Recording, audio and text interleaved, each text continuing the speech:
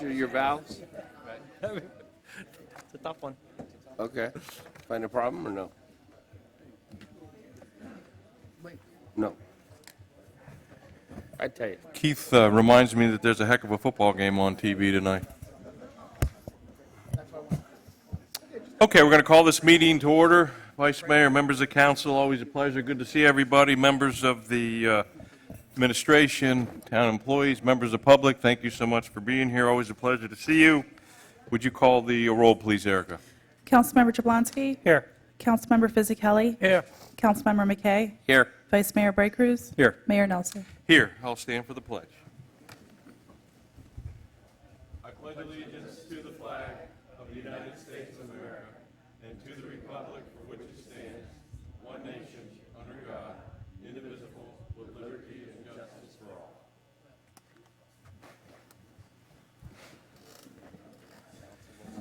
all. Okay, before we get started, we have a presentation tonight that all of us, I'm sure, are very proud and excited about. And Marty, you can give us a little history and background, and then I'll come forward with this award and preserve this as part of a not really historical moment. We've been fortunate to get this award in the past, but a recognition of the outstanding job and confirmation of everything that you do in your department. Marty is outstanding. So we're very proud of this award and appreciate all that you do and recognize your outstanding dedication and service as our financial administrator. So with that being said, Marty? Thank you, Mr. Mayor, Vice Mayor, and the council members. Probably. As Town Financial Administrator on behalf of the Town of Southwest Ranches, I am pleased to report tonight, as the Mayor mentioned, that the Certificate of Achievement for Excellence in Financial Reporting has been awarded to the town by the National Government Finance Officers Association for the fiscal year 2012.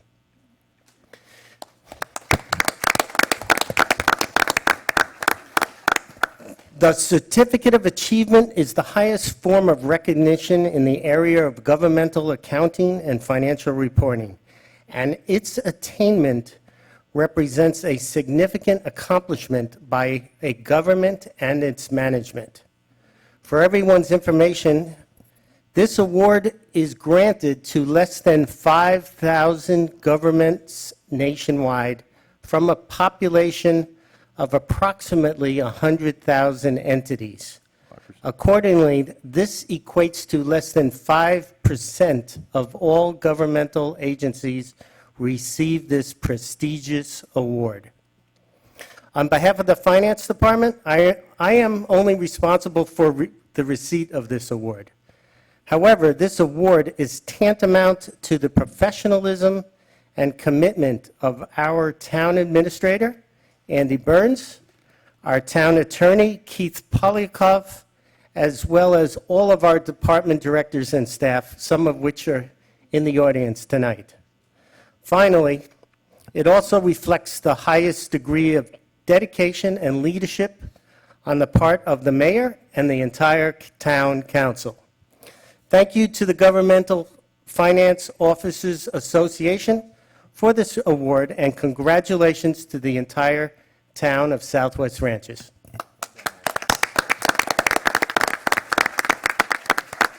And if I could, this is the certificate, and I'll read right from it. The Government Finance Officers Association of the United States and Canada present this award of financial reporting achievement to Marty Sherwood, our town financial administrator, the town of Southwest Ranches.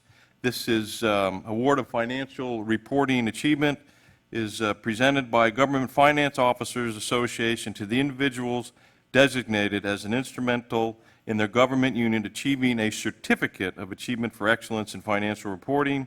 A certificate of achievement is presented to those government units whose annual financial reports are judged to adhere to program standards and represents the highest award in government finance reporting. Congratulations, Marty. Congratulations, Andy, to all the staff. And we'd like to come down and present it to you. And if the council doesn't mind a minute to take a picture, that would be great as well. Congratulations.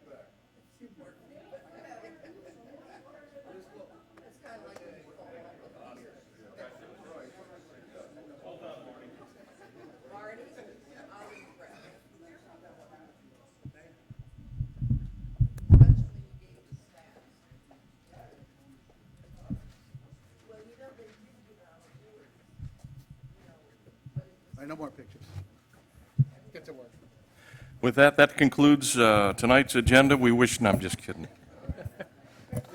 Okay, item number 4, discussion, the update on the law enforcement services contract. Andy, I'll turn it over to you first. I suspect Keith will have a couple comments, I'll have a couple comments, and then we'll go from there because there's some things that we need to reconcile. And then I have some ideas moving forward with regards to this contract and potentially if we can agree on some of the conditions that you all need to evaluate and provide direction moving forward with this contract, that I'm inclined to call a special meeting next week based upon the availability of you all, because the sooner the better, because there still is going to be, a time frame associated with the implementation, not only of the contract, but everything in place with vehicles, staffing, et cetera, And I think we're on the schedule for February the 1st, Andy, is what we're looking at? That would be the start date for... Start date, right. Yes, correct, sir. Okay. Andy, I'll turn it over to you. Yeah, sure, Mayor. I'll certainly do my best to set the table. I know you'll, several people have some input here. When the agenda was originally put together tonight, we had scheduled a presentation from Davie, and we hope to have consideration of the contract, to bring before you. And I'll tell you that we've been working diligently over last week and this week. I think Keith has probably done little else. We had a marathon session with Davie on Tuesday. We've had some back and forth with the contract. I think we're, at this point, at the end of the day today, I think we're just about there. They're looking at it one more time as well. But at this point, I think we're in pretty good shape. I didn't want to advance the contract tonight without the opportunity for you to really have some time to go over it and look at it. We hope to share that with you hopefully tomorrow. And, the mayor and I had spoken about the possibility of calling a special meeting on Tuesday evening at 6 p.m. for a presentation from Davie, just for a single purpose, for you to consider the contract at that time. Davie has a council meeting on the Wednesday night of next week, and that would allow them to take our, I'll say for the moment, assumed approval, recognizing we still have many steps to go through. But should you approve the contract next Tuesday, then they would be able, their council would be able to consider the contract on Wednesday of next week. So that's the time frame we're on, recognizing that there's a lot of steps involved in the startup, and we want to afford them maximum time.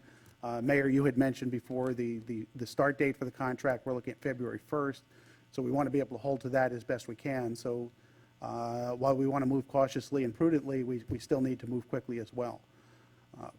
One of the most outstanding issues right now is the equipment, is the vehicles, and we're working with Davie on, I guess, what amounts to 3 different options.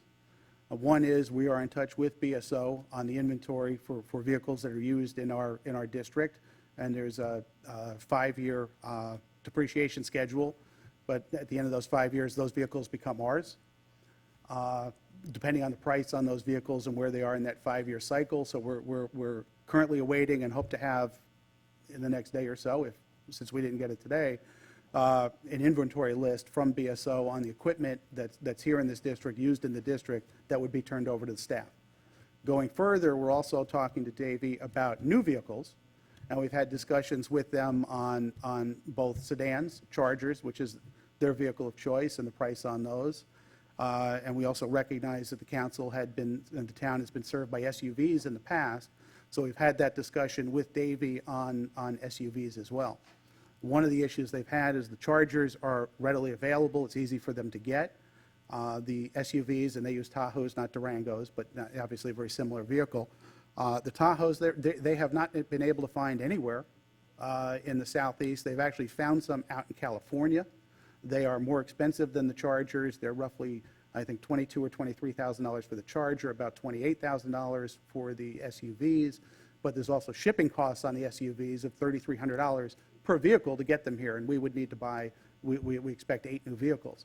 So the cost on the SUVs is substantially higher. Getting them here, parts and service may be a little bit more, but I don't have that detail. The upfront cost is really the biggest, the difference, the availability and the cost on those vehicles. So I did want to get some input from council as to whether you're comfortable potentially with SUVs or sedans, and certainly get a sense of where council is, and then hopefully your availability for a special meeting on Tuesday next for consideration. And I think Keith has something he wanted to add as well. Yeah, just one thing, Andy, on the vehicle issue, and that is Davy has advised us, assuming you choose to enter into a contract with them, that the town will only be getting Davy veteran officers. We're not getting new hires. Everyone there has been a veteran, been in Davy Police Force. They actually already have a huge list of their own officers who have requested, if this comes to fruition, that they want to service the town. Davy has also told us, once again, that any member in Southwest Ranches, any member of Broward Sheriff's Office who works in the town, or anywhere else in Broward Sheriff's Office who wants to service the town, they're happy to put them through their screening protocol and allow them to stay under the Davy system, and they made that clear once again. But what it comes down to is the way that the Broward Sheriff's Office contract works with the town is all of their vehicles and equipment are on a 5-year depreciation schedule. We paid for all of it, okay? That's all included in the price of our contract, so we own it. So the question is, at what point is it in the depreciation schedule? Meaning that we paid them off over 5 years. So everything over 5 years old, we own. We own it free and clear. The contract's clear on that. BSO is meeting tomorrow to go through all of the vehicles and equipment to make a determination as to where they are all in the depreciation schedule and what can be transferred immediately and what may still owe money on, depending on the depreciation. Where this comes into play with Davy is that because they're assigning the veteran officers to us, veteran officers have brand-new vehicles. It's what happens. They're assigned first. The lower you go in the rank, you get the old vehicles, and then the newest get what's called pool vehicles, which is like the jalopies that they push into the street. So all of them that would be coming to the town have brand-new vehicles. A lot of them don't want to give up their brand-new vehicles. So what Davy said, if the town is interested, is that the town could essentially find out how many vehicles it's getting back from BSO, meaning how many vehicles we already paid for, and they will allow us to give those vehicles to them. And in exchange for us giving those vehicles to them for their pool vehicles, their officers would simply restripe their current Chargers so that the town would not, at this time, have to buy a whole fleet of new vehicles. And essentially, we'd be trading with them the BSO vehicles for their pool vehicles, and in exchange, they would keep their new Chargers. There's a lot of benefits to that for the town. I understand there's a lot of sentiment, either way as to whether or not, it's some of the rural identity on having SUVs, and I understand both. The difference in price, Mayor, I think was a $250,000 if we decide to buy vehicles, assuming that the BSO vehicles are in good enough condition that they can stay as the pool vehicles for the town of Davie. So at issue is twofold. One is, how important are the SUVs? Are they $250,000 important? Or should we first go about it trying to trade in our current vehicles for their brand-new vehicles, essentially? Hopefully I explained that well. No, yeah, absolutely. As Keith said, we're not sure the status of those vehicles, the condition. They do their own assessment and evaluation, and they've got a rating scale, I guess, from 1 to 5. And they want to make sure that each of them rate out to at least a 3 for us to get credit on the relationship or the agreement that Keith is talking about. So, we're not 100% sure that, in fact, that's going to happen, but we will know something here in a very short period of time. So from our perspective, just to hear what you have to say, and again, as Keith had said, we went through and evaluated the costs, the exchange, all the, costs associated with this exchange, and it'd be approximately $250,000. Now, that could be more, it could be less, it just depends on, what happens with the vehicles that we get in those assessments. Obviously, if they fall below a 3, and correct me if I'm wrong, Keith, then they don't have any value because they don't want them. So that's, They actually said at that point, Mayor, we have the option of either paying to bring it up to a 3 or just buying a new vehicle, which would be utilized in the town. And one of the main issues is Davy is only looking for 8 vehicles. So we don't even know yet how many above 8 we have. There's definitely more than 8 BSO officers who have worked in the town. So we assume it's many more than 8. So the rest could be surplused out to pay for it as well. Right. so that's where we are, and that's probably the most significant, and potentially the final issue, moving forward to, potentially bring this contract before you, hopefully at a special meeting if you approve it on next Tuesday. So, Steve, I see Yeah. that you have some comments. So just some questions, some clarifications. So on the vehicles that, the Chargers that Davy would be bringing to the table, so they would remain Davy's vehicles? They would not be in the same situation as, No. And sorry, I didn't explain that, and I know this is all new to you all because you haven't seen the contract yet. But essentially, those vehicles would be tendered to the town at the conclusion of the contract. So essentially, the town gets brand-new Chargers in exchange for older SUVs. And at the end of the contract, we would... well, but we're paying for those vehicles over the life of the contract. No. No, we're trading. No, we're only paying Davy for its actual costs associated with its officers. All of our vehicle purchases, equipment purchases are separated in their agreement so that when the contract is over, we know exactly what we own and what we don't own. So it's not like the BSO contract that it was amortized within the contract consideration itself. It's a separate line item completely as far as the cost of equipment and vehicles. So I just want to be clear on what's happening here. So you're saying that we can either go out and buy vehicles at the cost of about $250,000 if we want the SUVs, or Davy is going to give us brand-new Chargers? No. Because that doesn't Yeah, sound like it's no, really... But you're close. You're close. Okay.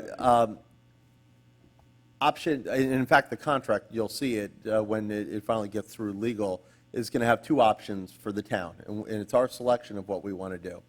Davy only needs 8 vehicles, and the reason why they only need 8 vehicles is because we're sharing 6 officers with them, okay?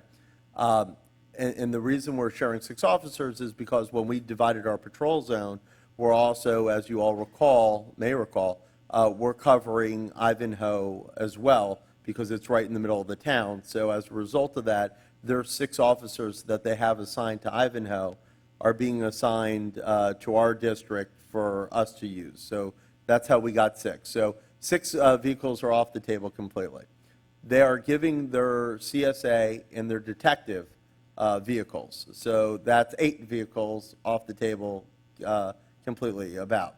So essentially, what we're talking about in the end, it comes to 8 vehicles because they're hiring 8 new people to service the town, okay, the way it works. So all we're really looking at is 8 vehicles. So we have a choice, okay?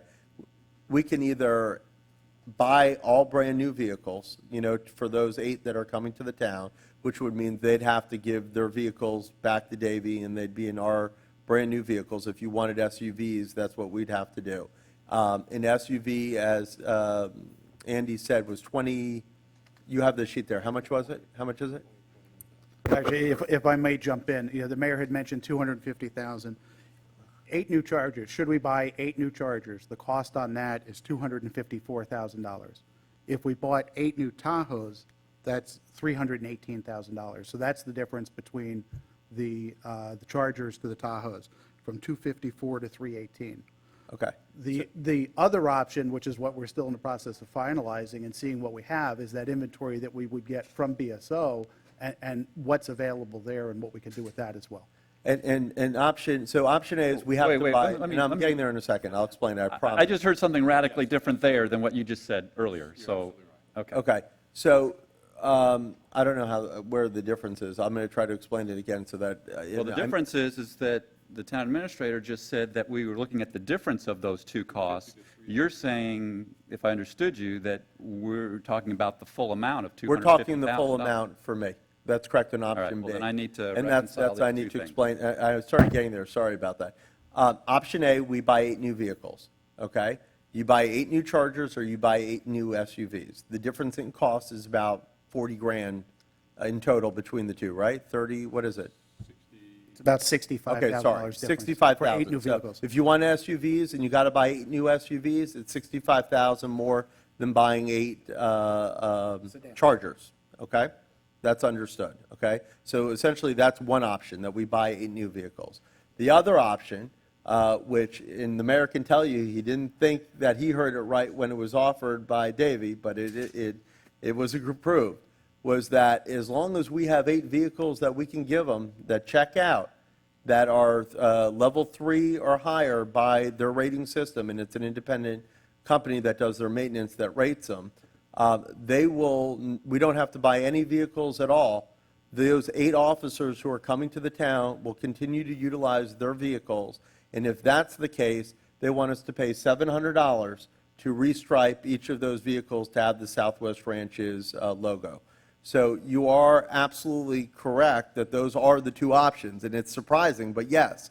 So we will save considerable amount of money. It's not a little bit. It's probably a little less than $250 when you deduct the $700 and some of the other things, but it's considerable amount of money if those officers are able to utilize their brand-new vehicles that they're getting. Either way, at the end of the contract, we are getting the vehicles and the equipment. Anything we pay for, we get, okay? It's not, as I said before, this contract is not like the BSO contract, where every time the contract comes up for renewal, if they need new vehicles, they include it in the price, and you pay it off over a certain amount of time. This is a direct, the contract that Andy has in front of him now, a line item of everything from bulletproof vests to guns to holsters, and each one we're paying for. So, and it's actually a little bit better because we have a full understanding of what we're buying with the contract and what we're getting at the end of the contract.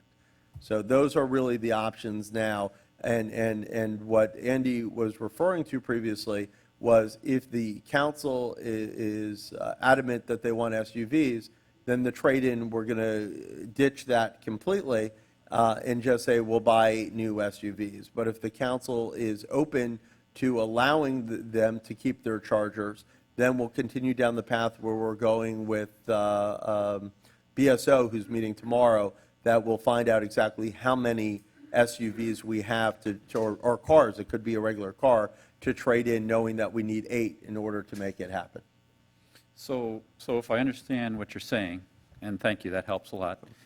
If I understand what you're saying, basically, if we stay with the Chargers, then they're giving us the credit for a Charger for our vehicles, assuming it's at least at level 3. They're giving us a brand-new Charger for whatever we're giving them, Okay, at least a level 3. right, at least a level 3. Our brand-new Charger is it- level 5. So. Right, Yeah. right. So I understand. So, however, if we go with an SUV, they're not giving us any credit for that. Correct. Then we have to buy 8 new SUVs because they don't want their veteran officers to be in what they would consider normally to be a pool vehicle, a used car. Well, they wouldn't be, right? Because they Well, would no, be I'm in a saying new that- SUV. Right, I'm But, saying they. but it's just, I mean, okay, I mean, if that's the deal, that's the deal, but it makes no logical sense to me. It does to their police union because they believe that when their officers hit a certain veteran status and level, that they get their first priority on their pick of cars, and they get the brand-new car. So They would the- be getting a brand-new car. Oh, absolutely, and that's why they said that. What I was referring to before about the SUV is I threw out there, why can't we just put your guys in the SUVs? and Yeah, have no, I them understand track- that piece of it. But I'm and that- saying, I'm saying really what we're comparing is a brand-new SUV versus a Charger. Whether or not we want to pay for SUVs or keep them in their Chargers. They're giving us $240,000 Correct. credit if we go with a Charger, and they're giving us 0 credit if we go with an SUV. You said it absolutely proper. Yes. Yeah, no brainer. I don't see any logic in it, but okay. And to tell you, All right. and I'll say it publicly, the mayor owes me dinner because he didn't see the logic in it either, and tried to negotiate against me twice during the meeting when he told them that they didn't know what they were agreeing to, and and the contract has stuck with the language exactly as I explained it. So, and again, they're that attached to their cars that they wanted to keep All right. their car. Thank you. And really, I mean, Andy, that's what it came down to. They didn't want to give up their cars, so it was worth it to them. I said the same. Do we need to make a decision? Freddie, go ahead. Do we need to make a decision tonight whether we want to go with SUVs? So or everybody cars? can hear you, Freddie. No microphone. I say, do we need to make a decision tonight to whether we want to go with SUVs or cars? I make a motion that we go with cars. I second your motion. I will say that prior to this discussion, I was leaning towards the SUVs, but there's no way. How rich are we? Yeah, there's no way, so. I think we would all been on the same page, have we not? Okay, we got a motion and a second. Members of the public, you're more than welcome to comment on this, this item. Vince, you have a question? Any members of the public? Has to be on this item, Vince. Noah Hollingsworth, 199th Avenue. Since these will be Davy patrol cars, the branding of them for Southwest Ranches is just going to be the Southwest Ranches on the bottom, or is it going to be something else? Now, we're going to put big horns on the front of the vehicles, and I'll tell you what, we're hanging off the back, but I'll tell you later. Okay. And by the way, that's a line item as well, and we get those back at the end of the contract. so. I say, I'm just kidding, Newell, you know that. Yes. It's full lettering, full logo, everything else. Yeah, that's 6 inches, yeah. So, any other public comment? Okay. See no further, no public comment. I want to know, they're going to deputize all of us and we get guns too? There's a lot of things that we can do with hybrid. increase the I can think of a lot of different hybrid models, quite frankly. That's a discussion for another day. Okay.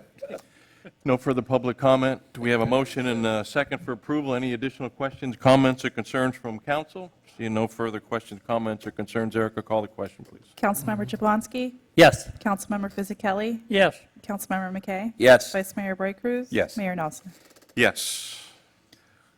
Mayor, thank Andy. you for that. Before we move on, I just want to have confirmation from council, Tuesday? the Tuesday special meeting. Right, that was my next thought. I hadn't got there, but thank you, Andy, I appreciate it. So that was the other issue, if everybody's Need a motion available, for that? and you'll give me authorization, or 6 o'clock? 6 o'clock on Next Tuesday. What's the date of next Tuesday? The 19th. November the 19th. Make a motion, November 6 19th. o'clock on 19th for a special meeting for the Davy contract. Second.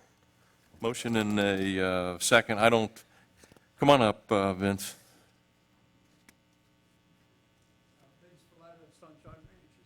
I just have a question. Who's going to be the custodian of the 10 or 11 weapons that we donated, Sunshine Ranches donated to the town? That's a good point, Vince, and that's been part of our discussions. I will tell you, we are cautiously optimistic and feel pretty confident that we're going to get those back. And then there's a potential that we could offer them to Davy, and if they agree, I guess potentially they could be distributed. If not, then we have some additional discussion. All right, but we are considering Yes. the No, weapons that we donated. Absolutely. We donated those to the town. We Absolutely. didn't donate. Absolutely, Vince. We advised BSO in writing that those were on loan to them. We reminded them they actually knew it, and that we're actually not going to take custody of them as a town. I don't want the town ever to have weapons. Instead, we asked them to transfer them in the event that the town goes with Davy directly to Davy Law Enforcement for utilization within what we call the service area, which is the ranches, Southwest Ranches. Thank you, Mayor. Thank you, Vince. Good question.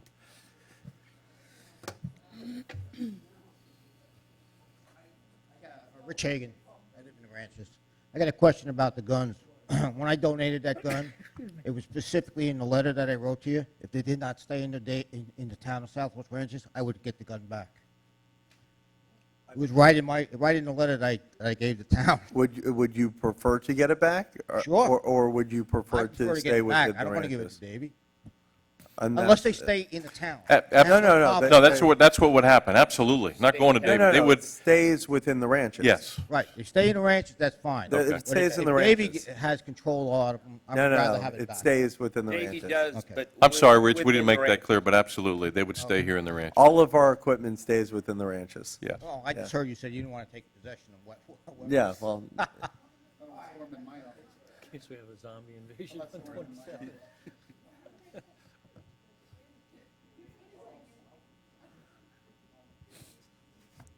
My question's for Keith. D. Schroeder, 5501 Thoroughbred. Why wouldn't you want us, the town? Because of liability? Is that it? it needs to go to a law enforcement provider. Oh. So that would be whoever the town's law enforcement provider is. So it's only to be utilized within the service area, which is Southwest Ranches and the Strip of Ivanhoe.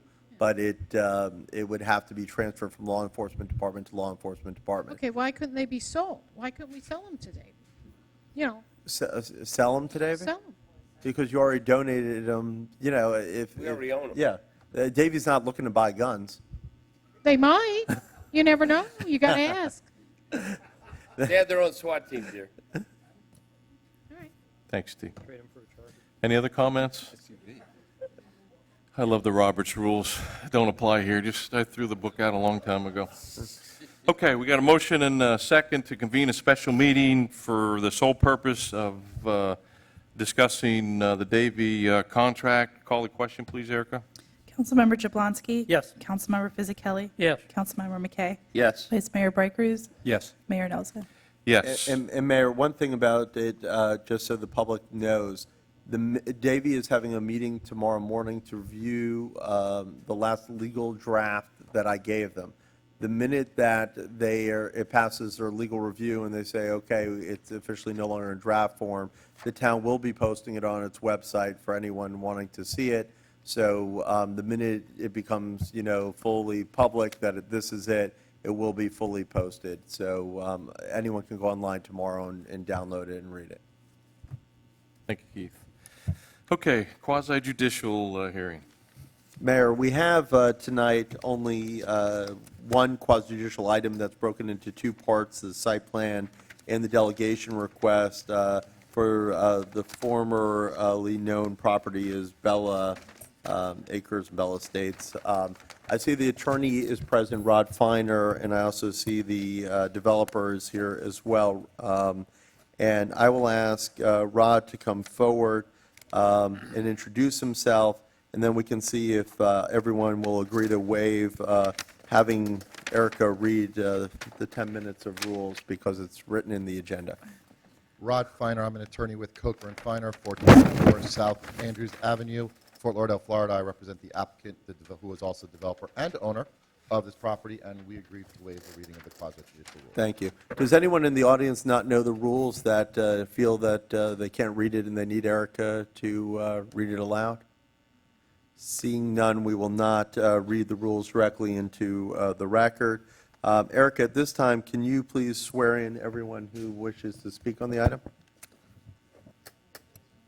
Everyone, please stand. Raise your right hand. Do you swear that the testimony you're about to give is the truth, the whole truth, and nothing but the truth? Yes. Thank you. All right, Mayor, at this time, we're going to turn it over to Michelle Melgren to go over the staff reports. What I would propose to do is Michelle read into the record, or Erica read into record, both items 5 and 6, unless Mr. Feiner disagrees, so that we can have one presentation on both, but we still need two separate votes. Perfectly acceptable to the applicant. Okay. All right, Michelle? I think she's going to read the title, and I'll make a brief presentation. First item, delegation request. Consideration of a delegation request, application number DE-018-13, to eliminate a left turn lane requirement change the street name on the plat, and amend the non-vehicular access line relating to the Bella Acres Estates plat as recorded in Plat Book 177, page 58 of the Broward County Public Records, generally located on the east side of 172 Avenue, 300 feet south of Southwest 49th Street. Jeff Spear, petitioner, Bella CES LLC owner. Next item, site plan modification. Consideration of a site plan modification application number SP-054-13, Jeff Spear, petitioner, Bella CES LLC owner. The applicant is seeking approval for a temporary construction trailer, relocate the perimeter fence closer to the edge of the right-of-way line of Southwest 172 Avenue, and revise the entry feature and signage. Property is generally located on the east side of 172 Avenue, 300 feet south of Southwest 49th Street. Before Michelle begins, and I guess, is everyone up here? Yes. Need to ask, under the Jennings rule, if anyone's had any ex parte communications concerning this matter. If so, please disclose. If not, let's turn it over to Michelle. Great. Thank you. Good evening, Mayor and members of the council. My name is Michelle Malgren, and I am the town planner. It's nice to be here this evening. I am going to enter the staff report and all attachments into the record, and I will summarize these applications for you. This property is known currently as the Bella Acre Estates. It is, as Erica mentioned, it's on the east side of 172nd Avenue, about 300 feet south of Southwest 49th Street. The plat for this property was approved in 2005. It's for 8 lots on 8 net acres. And then in 2007, a building permit was issued to construct one of the single-family homes on Lot 6. By January of 2009, the property went into foreclosure. The house was never finished, and because it wasn't an active construction, the building permit expired. It's my understanding the house is now about 95% complete. The property's gone through ownership a couple of times, and Mr. Spear and his business partner have acquired it and want to complete this development. Now, were they not coming before you for some changes to the site plan and to the plat, they could just renew that building permit and continue construction. But they do want to make a few changes, and that is why they are here before you this evening. I also want to let you know that over time, the property had accumulated some code enforcement fines, and before coming here this evening, Mr. Spear paid off over $21,000 in code fines to the town as required by our Code of Ordinances, so he could be heard before you this evening. So the site plan amendment that is before you this evening, the petitioner proposes 4 modifications to the approved site plan. The first is to place a temporary construction trailer on what is identified as Lot 1. The code generally allows construction trailers, but you've indicated in prior applications that you would like to see them, and because there's some associated improvements that are going to be kind of associated with the plat, we wanted to bring it before you so you could take a look at it and be fully familiar with it. The trailer will have a 114-foot setback from Southwest 172nd Avenue, and it will be fully landscaped. The second request for the site plan amendment is to relocate the 5-foot perimeter fence closer to the property line on 172nd Street. Now, this is on Lot 1, and when the site plan was originally approved, the wall and this row of trees north of the entrance sat back about 17 feet. That's 17 feet into Lot 1. The applicant would like to move the landscaping and fence closer to the property line by about 10 to 12 feet, so to make Lot 1 a little bit more usable.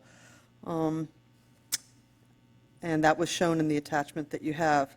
The third request is to slightly enlarge the portion of the entry feature that's going to be used from signage. It's going to go from an overall increase of 5 feet to 6 feet, which is still within the code, meets code requirements, and the purpose of enlarging it slightly is because they propose to change the name of the development from Bella Acre Estates to the Reserve at the Ranches, and that will require 2 lines of text, so they want the sign area to be a little bit bigger to accommodate that.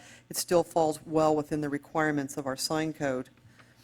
The fourth request and the final request is to change the name of the internal street, which as approved was Bella Drive, and they would like to change that name to Reserve Court. So we have a number of recommendations associated with this proposed site plan amendment that I'll go ahead and go through. First of all, as you know, you have several options on this. You can choose to deny it. You can choose to table it for more information. You can choose to approve it as requested, or you can choose to approve it with some conditions. And if you decide that you would like to approve it, if you think it's appropriate, you may want to consider the conditions that we're going to suggest to you right now. So all of these conditions I'm going to read to you are required to be satisfied prior to the issuance of the first building permit, and that includes the house that's 95% complete, that building permit expired, unless I tell you otherwise as I go through this long list. And all of these are time sensitive. So bear with me here. So the first requirement would be within 15 days of approval, if you choose to approve it, of this site plan application, and prior to the issuance of any building permit, the owner shall record a declaration of restrictive covenants that has been approved by the town attorney, acknowledging that the owner must complete the improvements for drainage in the internal roadway. And it's got to be acceptable to the town attorney, and the improvements must be found acceptable by the town engineer prior to the issuance of any building permit, except as follows. And we are suggesting that the exception would be to go ahead and issue the building permit to complete the house on Lot 6 that's 95% complete. But even issuing that building permit, they would still have to enter into this agreement within 15 days, saying that they're going to make these improvements for the roadway and drainage. That doesn't relieve them of that. And if they don't do it within 15 days, then your approval of the site plan would be null and void. Now, the second condition deals with the trailer and the temporary driveways, and they're proposing some temporary driveways off of 172nd. There are a number of them there right now, and I'll address it in a little bit more detail when we get to the plat amendment. But first, they would have to obtain a building permit for completion of the existing house on Lot 6, the one that's 95% done, before they can get a building permit for the construction trailer. And that's because the code requires that you have an active building permit for a house before you put up a construction trailer. So that's a code requirement. The second thing that they would have to do is that we're suggesting that they do, is remove the existing asphalt driveway at the very north end of the property prior to the issuance of a certificate of occupancy for the trailer. So they have to get the building permit, and then the CO, that the northernmost driveway would have to be removed before the CO, and that's because it's a staff recommendation. It's not necessarily a code requirement. The third condition that we are suggesting is that the petitioner install all required perimeter and street landscaping shown on the approved site plan along 172nd Avenue within 120 calendar days of the date of the building permit issued for the trailer. Now, we're saying 120 days because the applicant has indicated they want to coordinate with FPL and pay the expense of burying the power lines along a portion of the frontage of the subject site so that there won't be power lines right there at the entrance when you drive in. And because it requires coordination with FPL, and you can't really bury power lines if you have landscaping in place, we're suggesting that they be allowed 120 days from the time that the building permit is issued for the trailer. Prior to the issuance of a building permit for the trailer, we also want them to provide a letter of credit acceptable to the town attorney for the cost of removing the trailer should that landscaping there not be installed and pass town inspection within that 120-day period. So if they don't comply and they don't put in that streetscape there on 172nd, that will give us the right to go in and take their trailer away.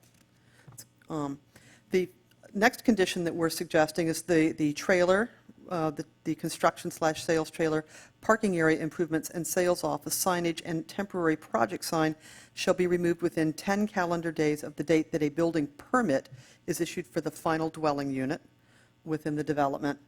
And the next condition is that town council approval of the delegation request and county commission approval and subsequent recordation of the temporary vehicular access agreement are required prior to temporary 172nd Avenue driveway construction. And the driveway should be removed. This is the driveway that's going to connect 172nd to the sales trailer directly into Lot 1, where they propose to put the trailer. The driveway, though, we're suggesting should be removed the earlier of March 31st, 2015. That's roughly 180 days from approval. Or within 30 calendar days of the trailer site after the approved driveway access has been completed from the internal street, whichever occurs sooner. So then we have some conditions we're suggesting that you consider for the homeowners association. And the first of those conditions is the developer shall provide final HOA documents, that's homeowner association documents, to the town attorney for review and approval prior to recordation of them.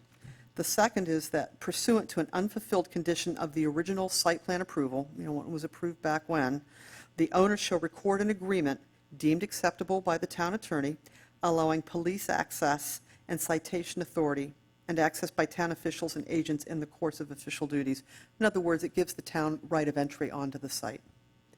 The next condition we're suggesting, and you can see we're getting tougher and meaner as we get older here.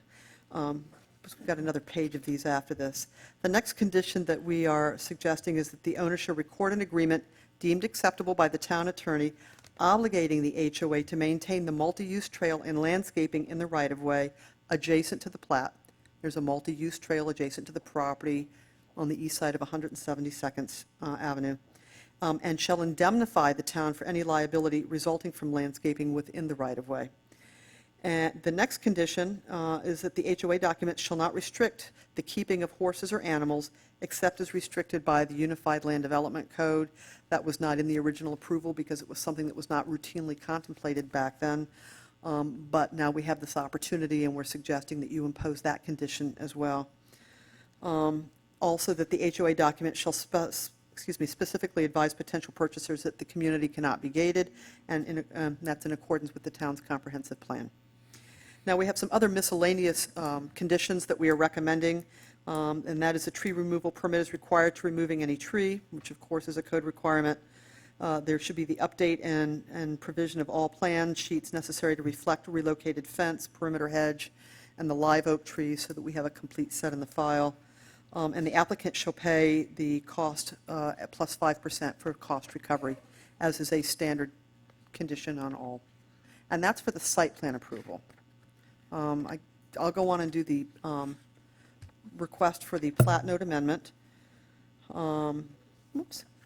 And this is a delegation request, and they're basically asking for two things to amend the plat, which is what the delegation request is. The first request is to eliminate the requirement to construct a left turn lane into the development. Now, at the time the plat was approved, back in 2005, the posted speed limit on 172nd was 35 miles an hour. And 172nd is a Broward County traffic ways. And the county requires that if you have a speed limit of 35 miles or greater, which it was at that time, you have to provide a left turn lane. So this would obviously be, if you're coming south on 172nd, would be the provision of a left turn lane into the site. Now, after the plat was approved, the town reduced the speed limit and put in some traffic calming on 172nd. And because it's below 35 miles an hour, the applicant can request an elimination of the left turn lane because the county won't require it. But it's strictly up to you as the policymakers to determine whether or not you want to eliminate it. I know recently there may have been some discussion about looking at increasing the speed slightly on 172nd again. And so that's their request, though, is to eliminate that turn lane. The second request is to modify the non-vehicular access line along 172nd. And again, that's a line on the plat that specifies where you can't have a driveway break or where cars can't cross into the site. And they want to do that just on a temporary basis to allow for the driveway that will serve the construction and sales trailer that is to be placed on Lot 1. And once the internal subdivision street is constructed, the developer will be required to remove the temporary driveway, this connection to 172nd, pursuant to our staff recommendation that was in the site plan modification that I just read to you. Staff has no objection to this particular request. I did not say that we had no objection to the turn lane elimination request. So again, the council can choose to deny the application. You can approve it. You can approve it with conditions. You can table it for more information.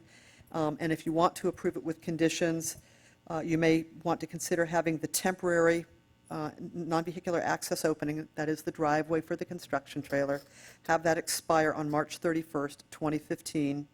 And I said 180 days before, I meant 18 months, I think was more appropriate. And also, again, pay for full cost recovery plus the administrative fee. That concludes my presentation. Rod, That concludes my presentation. thank you.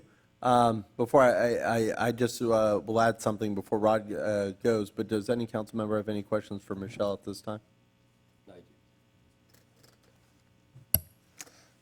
The turn lane from the previous owner Is the money or the bond posted for the turn lane to be installed? I'm going to defer to the applicant. Okay, wait. I don't care. the answers. He'll address it when he starts his Okay, all presentation. right. Anyone The else? answer is yes. Councilman? Yeah. I think the turn lane should go in. But, Michelle, can they do it? I mean, with the guardrail there, do they have enough room to do what that we made them do on Griffin Road for that church? You've got to extend that road to the west. We don't have enough room between that guardrail to do it, do we? Actually, the right-of-way is interesting because the pavement sits on the western part of the right-of-way, and yes, there is sufficient room to answer your question, there is, because the road doesn't sit in the middle. All the right-of-way is to basically the east of the existing, there's a huge Because amount. I'm looking at the prints here, and I don't see any measurements between that guardrail and the thing there, but, I drive that road quite a bit, and it doesn't seem to me that you've got enough room to to move that over, because that is the main thoroughfare. I don't care if it's 30, 35, whatever it is, it's the main thoroughfare, and if you put let people trying to turn lane stop there, we got a problem. But I don't know if it can be even done. That would be my question I don't see any measurements on there at least the print I'm looking at, to show me how much distance is in between the guardrail and the center of that road. Just to clarify, if I may, council member, at the time the county reviewed the plat, the turn lane was a requirement per Broward County, and they had it all engineered out, and they know that it will fit. There's Well, sufficient right-of-way and space. We have nothing here to show us what it is going to be. I mean, I'm taking your word for it, it can be done, but I'm against eliminating the turn lane. I think it's important. We made that church over on 190th Second there do it. They moved Griffin Road over so that people could pass on that two-lane road. But anytime you have a two-lane road and you don't make provisions for people that's going to turn left, you're blocking traffic. And I wouldn't mind if this was just a local street. But that's a section line. It's really proposed to be a four-lane road by the big plans that Broward County had before we became a town. But still, it's not a good idea. All right, any other questions?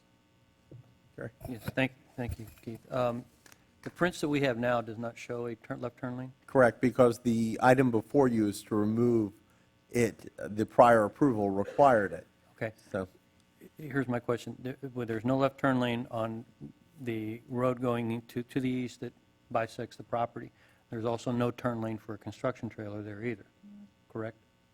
That's correct. Okay. As it stands, the way it was approved, though, as it stands right now, unless you take action other to the contrary tonight, that turn lane is required. For both entrances? Well, it would be, the development's only going to have one One main entrance. The I construction understand that, but- trailer is temporary, so it's Right. not required for a temporary entrance. So a left turn lane is not required to get into the construction trailer at all? Correct, correct. In that area? correct. Okay. Right. Any other questions of Council Michelle? Before I call up Mr. Finer, I just want to add two quick notes, and that is, Mr. Finer has been advised and was aware that engineering of the town recommended against the removal of the left turn lane, so he will address it, but he's aware of that. I also spoke to him about a couple of the other conditions, one of which I want to bring up because we might have been a little too harsh, so I just want to clarify it, and that's on the site plan where it's on 1A. We put in a clause there that if the Florida Building Code has changed since the initial construction has begun, and that's relating to the house that's 95% complete, the applicant shall bring the home into compliance with today's standards. Mr. Finer told me that he spoke to our chief building official, and he said that that would be virtually impossible. They'd actually have to demolish that entire home.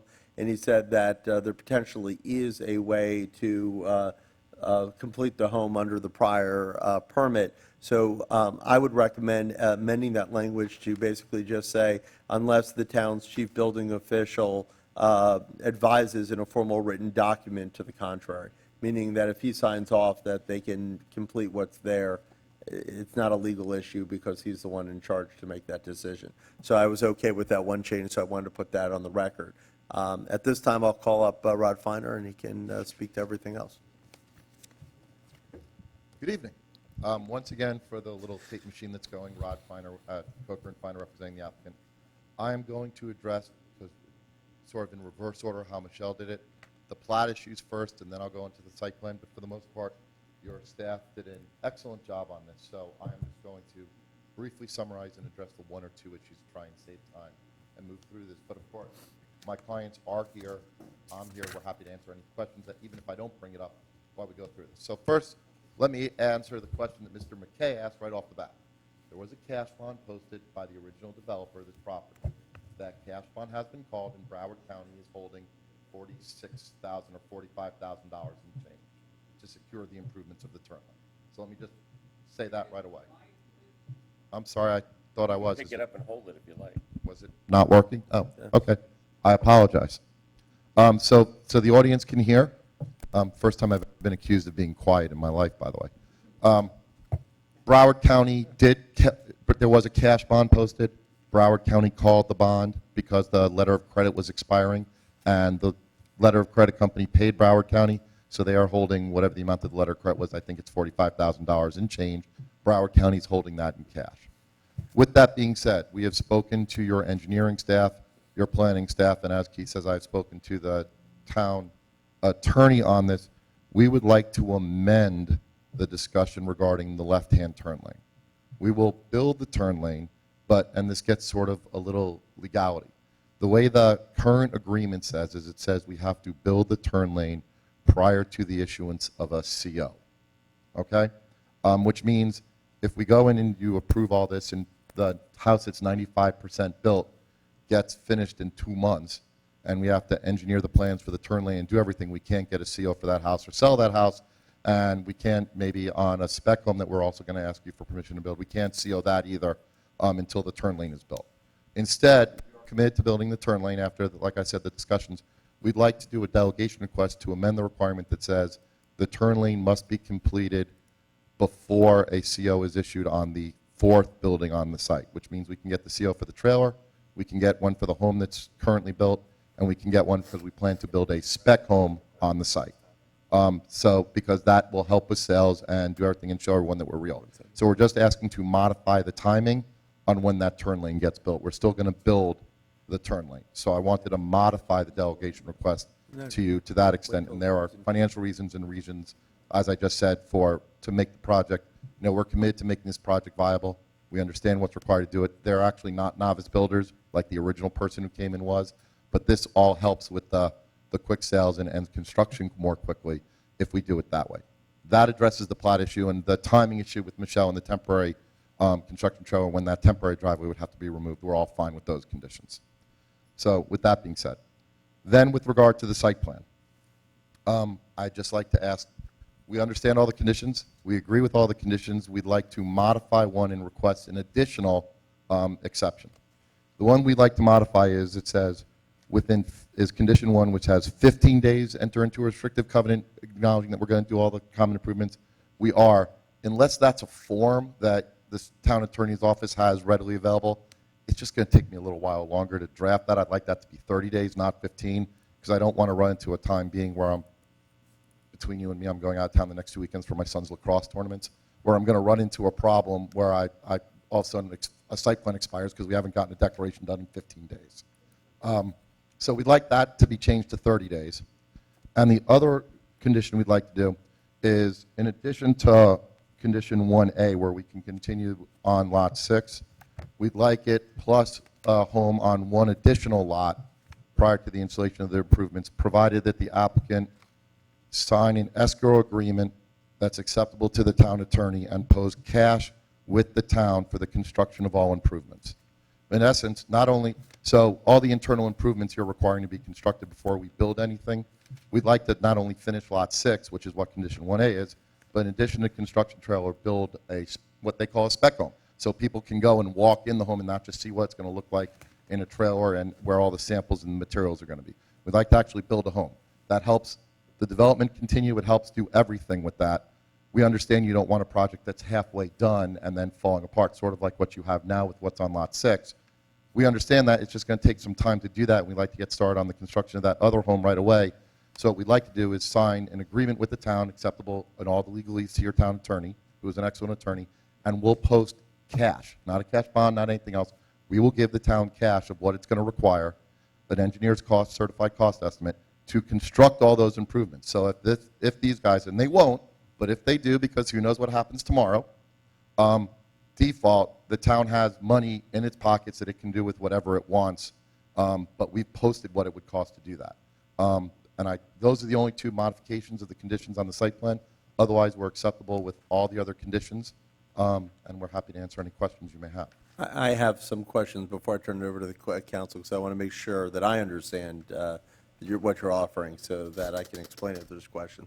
On the last part where you mentioned the fact that you would post a cash escrow with the town for the improvements, you're saying that no structure still would receive a CO until the interior improvements were constructed, correct? That is correct. Does that include the turn lane as well?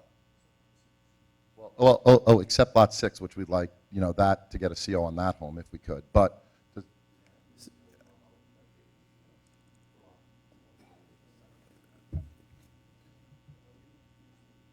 yes, that includes the turn lane, yes. And that's where I'm confused, because the current condition of Broward County is that the turn lane has to be constructed before a CO is issued, and you're saying the same thing. So we could do one home because we'd like Lot 6 to get a CO before the turn lane is done then. I'll modify the modification that I did earlier.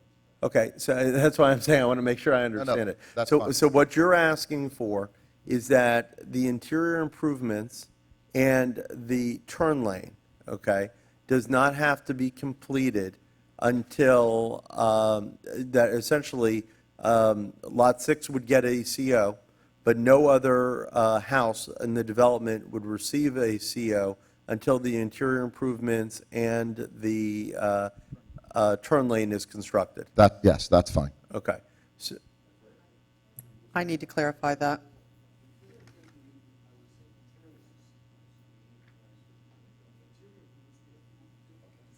So what my That's client what just I'm said, trying to- I'm sorry, Yeah. is the interior improvements will be done, yes, the condition for one is right there. Just finished Lot 6 for the interior improvements. For the turn lane, there have been no engineering drawings done as far as I'm aware, except what Broward County did when they imposed it as part of the plat. We have engineering drawings for everything else, so it's going to take our engineer a little bit of time, so we'd like one additional home for the NVAL, All right. for the turn lane. Let me make sure I understand this now again. So now what you're saying, and please correct me because I'm going to have to draft this, is that before Lot 6, which is the one that's 95% completed, receives its CO, you're going to finish the interior improvements. That's what Yes. you just said. Yes. So that discussion's off the table because the interior improvements are going to be required. According to what my client just told me, yes. Okay. That's all the roads, that's everything. That's everything. That's all interior improvements have to be constructed. Okay, fine. Okay, wait 1 second, Michelle, I want to make sure I understand this. So all you're asking for now is that you can CO your sales trailer, your Lot 6, and one other lot prior to the construction of the turn lane, meaning Correct. that there'd only be 2 homes in that lot before the turn lane would be constructed. Correct. Okay. And that doesn't require a cash bond or anything else because that bond's already up at Broward County. Yes. Yeah. Okay. So that's the only thing you're asking for now. Correct. Am I correct? Yes. And that it changed to 30 days. Correct. Okay, Michelle? And just to clarify, it's a CO for this spec house, which is going to be Lot 4, I believe. Well, they And said not- they didn't know which one it was going to be yet. Okay, then they don't know. Yeah. But I think it's Lot 4. But it's CO, not building permit. They said for the turn lane that they cannot get another they cannot get another CO for any other house in the community until the turn lane is constructed. But I want to make sure that we're clear, we can issue building permits for one or more. That's what they're offering, the council has to For decide one, what they for want to one do. additional home we One want. additional home, but no Building CO. permit, but we don't get a CO. Okay, then just one home, not all of them. One additional, One okay. additional, no CO. That's what we'd like the condition to be. This way we can build, like I said, build that spec home and do what we need to do. And All right, actually does- see that it's real. The council have any questions of Mr. Finer? Hopefully, everyone understands what he's I requesting. guess I have a question. My question is, what does the interior part of the development consist of? It's on the site plan. Yeah, well, there's a lot, there's which- landscaping on the which site it- plan, there's all kinds of things. It's on all there, the so- interior improvements. It's everything. all. Yes, all, because that's what makes the entire thing done. Okay. I thought that's a lot, and you said all, but I just wanted to make sure you guys were clear on what that consisted of. They have to anyway, the code. The code was modified to ensure that we'd never have half a cul-de-sac again. And that's why it requires this to be done. It's, protects us. Councilman, Vice Mayor. Yeah. As far as the turn lane, I mean, I was, certainly was not for that not being there, but I think this is a very reasonable compromise, so that seems fine. The one thing that, if I understood, Michelle, your presentation properly, and please correct me if I'm wrong, is that we're also looking at moving that fence on basically the trailer property closer to 172nd. Yes, sir. There is a multi-use trail along that as well. I guess I'd like to hear what your reasoning is behind that, because I'm highly inclined to object to that. Let me just clarify before, and you correct me if I'm wrong. Right now, the fence and landscaping sits within the boundary of Lot 1 by 17 feet. They want to keep it on Lot 1, but just move it closer to the property line, which won't affect the multi-use trail. And Michelle's correct, we're not impinging upon the multi-use trail whatsoever, but what the original developer did is, for aesthetic purposes, they had set it back more, but what that in effectual does is it takes a bunch of what the side yard is of that Lot 1, which may not be used for anything, but if kids want to play soccer in or do whatever, it chops that area it chops that area in half. And what we'd like to do is create it, it's a full-size lot to begin with. We'd like to give the impression, the owner of that, the full use of their lot. It doesn't impinge upon the trail whatsoever. So is that going to align it with Lot 8, or is that going to put it out of alignment with Lot 8? Out of alignment. That was the aesthetic portion. I mean, they wanted to line up the fence so it looked that way. But remember, it's not going to go a fence that goes like this and then jogs, because you have the entry drive that's going to separate them. So it won't appear obvious.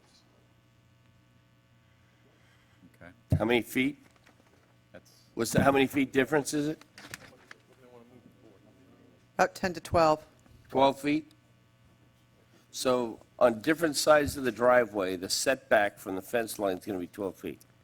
In round numbers, yes, Yeah. because the property line is not straight up and Right. down, The it jogs. reason is we don't have a straight property line. We go like that. It's why. No, that doesn't. This is back 12 feet. And I would suggest that even driving down 172nd Avenue, you won't even notice it.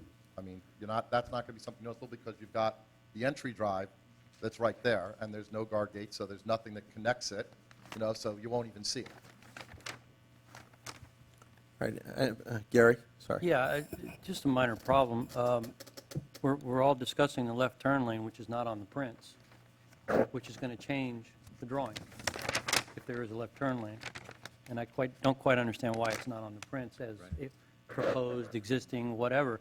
And now we're going to make a change on boundaries permitted, but we don't have that knowledge of the turn lane or do we?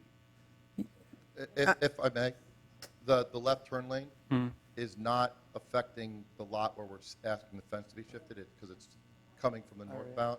Okay. It's coming that way. And the reason why the turn lane wasn't shown originally is we were asking for it to be removed, and we've amended that condition within the last 24 hours. And we want to get to Broward County as quickly as we can, because we have to do those amendments at Broward County, which has a filing scheduling issue, before we can even put the construction trailer on or do anything there.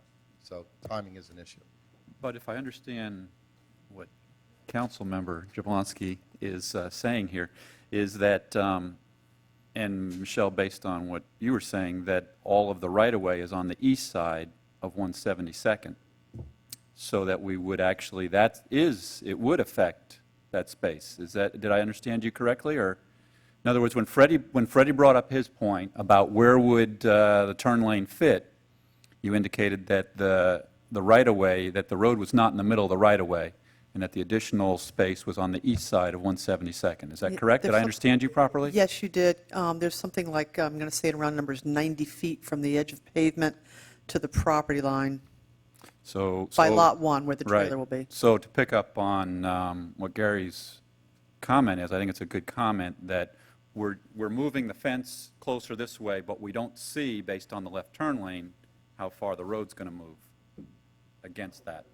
Right. Well, How close is the fence going to be to the turn lane? That's what they're asking. Jeff Spear with the Spear Group, 3921 my. Southwest 47th Street, Suite 1013, Fort Lauderdale. I just want to make sure you understand the question. In the event that you move your gate closer, as your current proposal indicates, how close will it be to the turn lane? Well, no, it will be roughly closer to the future turn lane. Correct. Just trying to clarify. Correct. The property line, which is, the fence will be just inside the property line, is currently almost 90 feet from the edge of road. The turn lane will probably take about 11 feet. So it'd still have 79 feet of right-of-way, of which includes the multi-use trail, which is 12 feet wide. The multi-use trail is currently about 45 feet from the property line. So there's still plenty, so in essence, there's still plenty of right-of-way and plenty of space between the multi-use fence and everything if we move the fence that way. Also, just to clarify on the plans that you're looking at, if you choose to agree to let them move the fence closer to the property line, the landscaping will get closer, there's still 2 rows of landscaping proposed that's in the right-of-way. So you're going to have 3 rows of landscaping going from the property out toward the pavement. Does that make sense? Are there any other questions of the town council before I turn it over to the general public? Seeing none, turn over to the general public. You have 2 minutes to speak. State your name, address, and if you've been sworn in. Anyone? Seeing none, public session. Okay. You got I to was move busy here. wrestling with the map. If I understand this correctly, these are 1 acre. Kay, please state your name, your address. Mary and Gay you've been sworn. Chapels, 5901 Southwest 160th Avenue. Have you been sworn? Yes, sort of. Well, you were so quick. She had her fingers crossed. Better get I sworn in now. didn't stand, I just raised my hand. Do you swear that the testimony you're about to give is the truth, the whole Yes. truth, and nothing but the truth? Thank you. So help me God. Okay. These are 1 acre tracts? Yes. Yes. Okay. And of course, my concern is that we don't wind up with the same problem that they have right now, which is the house sitting back there and they have no drive and therefore they have no CO. So it appears that that part is taken care of because they're going to take care of the road, the interior. The only thing they want to hold back on is the left lane. This moving the fence, I'm assuming they just want to move the fence to their property line. Not The even. guy has set it inside of his property line. That's correct. So that doesn't have anything to do with that wide area there that is easement. Okay. Just so I understand that that's what it is. Thank you. The prior developer made the fence even across the board, and the current developer says, why would I do that? I want to utilize more of the property. Okay, Newell Hollingsworth, 198th Avenue. 2 things. One, looking at page 4, number 5, trailer parking area improvements, et cetera. 10 days that the building permit is issued for the final unit. Well, we had Bella, we'd still be waiting for the final permit. So I think there ought to be a fall off the world cliff date. That if you don't do it by this date, get your last permit, and make it reasonable, then the trailer and everything goes away. Instead of leaving an abandoned trailer there, like we now have an abandoned house there. So that's one thing. I think you need a forever date. I think it's 2 years. And everyone turns into a pumpkin on that It's in the code. I can address in that. case something happens. Code. The second thing, looking at the plan, is a mistake that we made back in 2003, 2005, whenever this was approved. That's where the firewell's located. And that's that little dot right here at the entrance. Where it should be is down closer to the cul-de-sac, between lots 7 and 6, I think you have another one down there. or on the other side of the street between 2 and 3. There's another one down there near the cul-de-sac. Where? I don't see it on here. Right at the beginning of the cul-de-sac on the north side of the street. On this map, I do not see a second firewall. Here it is. Take a look at this one.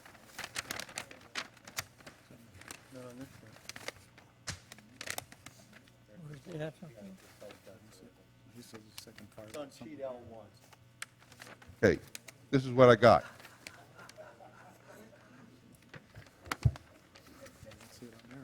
This is called Reserve at the Ranch Site Plan. Bingo. One firewell on it.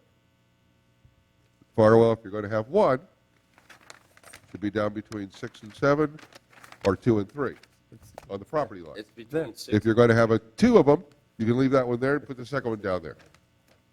Well, Yeah. I would put it this way. So, I'm looking at the site plan, Guy. I don't know what you're looking at. This is project number 50857, sheet number 2 of 10. It only shows one firewall.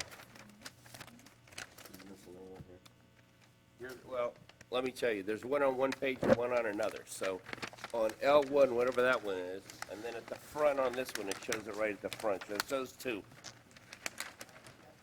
There's one down by the Those two cul-de-sac. firewalls. The problem is, I see what the issue is. There's an engineering sheet and the architect right sheet. here. There's 2 firewalls. One's on the engineering sheet, one's on the architect sheet, and they haven't merged together yet. But that is what happened, because there's 2 separate companies that drew the pages. Just Well, for the let's put them record, together and let the engineering and architects breed, I hear you. okay? Just for the And record, their offspring shall be a combined sheet. just for the record, though, no one between lots 1 and 8 and the other one between lots 3 and 6. As long as You know we have 2. there's going to be 2 firewalls, that's fine. Yeah. There's only going to be one, it's got to be down there by 6 and 7 or 1 or 2. Thanks. Any other member of the public wish to speak? Seeing none, public session is closed. Michelle, do you have any concluding comments? No, I do not, thank you. The code on the construction trailer, Michelle. Well, the code in order to have a construction trailer, you have to have an active building permit. So if they abandon the site and there's not an active building permit, the trailer has to go. And we can either use the bond, or we can code enforce them and place liens and then collect later. I prefer the latter. Well, that's why I mentioned that. Well, how about So do does- it so 10 does days after Robert. the last permit is issued? Drop that date or something. But going to Noel's comment, and thank you for reading the plans, but I'll just point out again that how Keith summarized the issue is correct, but we're already in for engineering permits. That's how you know we're serious about this. And the comment from your engineering, your town engineer, says, show fire hydrants or firewalls, meeting the fire marshal's requirement of this. A proposed structure shall not exceed half the space of required, the 600 feet. So it's being, all the plans are going to match by your town engineer, and I'll stipulate that all fire protection shall meet the requirements of your town engineer and state statutes. Great. So, we'll Th- take care of it. Thank you. All right, council, before I turn it over to you all for full deliberation, I just want to let everyone, remind everyone where we're at. And that is, the applicant is seeking approval, but he's modified his request, and he's agreeing to all of the staff conditions and stipulated to them that are in the staff reports with the following 3 modifications. The first modification is he is asking us to modify the clause to give him 30 days to complete the restrictive covenant rather than 15. Legal does not object to that. It's fine. As it relates to his second request, he's agreeing that all interior improvements will be completed prior to the CO, but he is asking us to allow him to get COs on 2 homes and a building permit on 1 additional home prior to the completion of the left turn lane, meaning the left turn lane would not have to come aboard until prior to the 3rd home on the property getting its certificate of occupancy. The third condition that I requested is that the home that's 95% completed, if our chief building officer agrees that it can be completed under the code it was built, the town has no legal issues with that.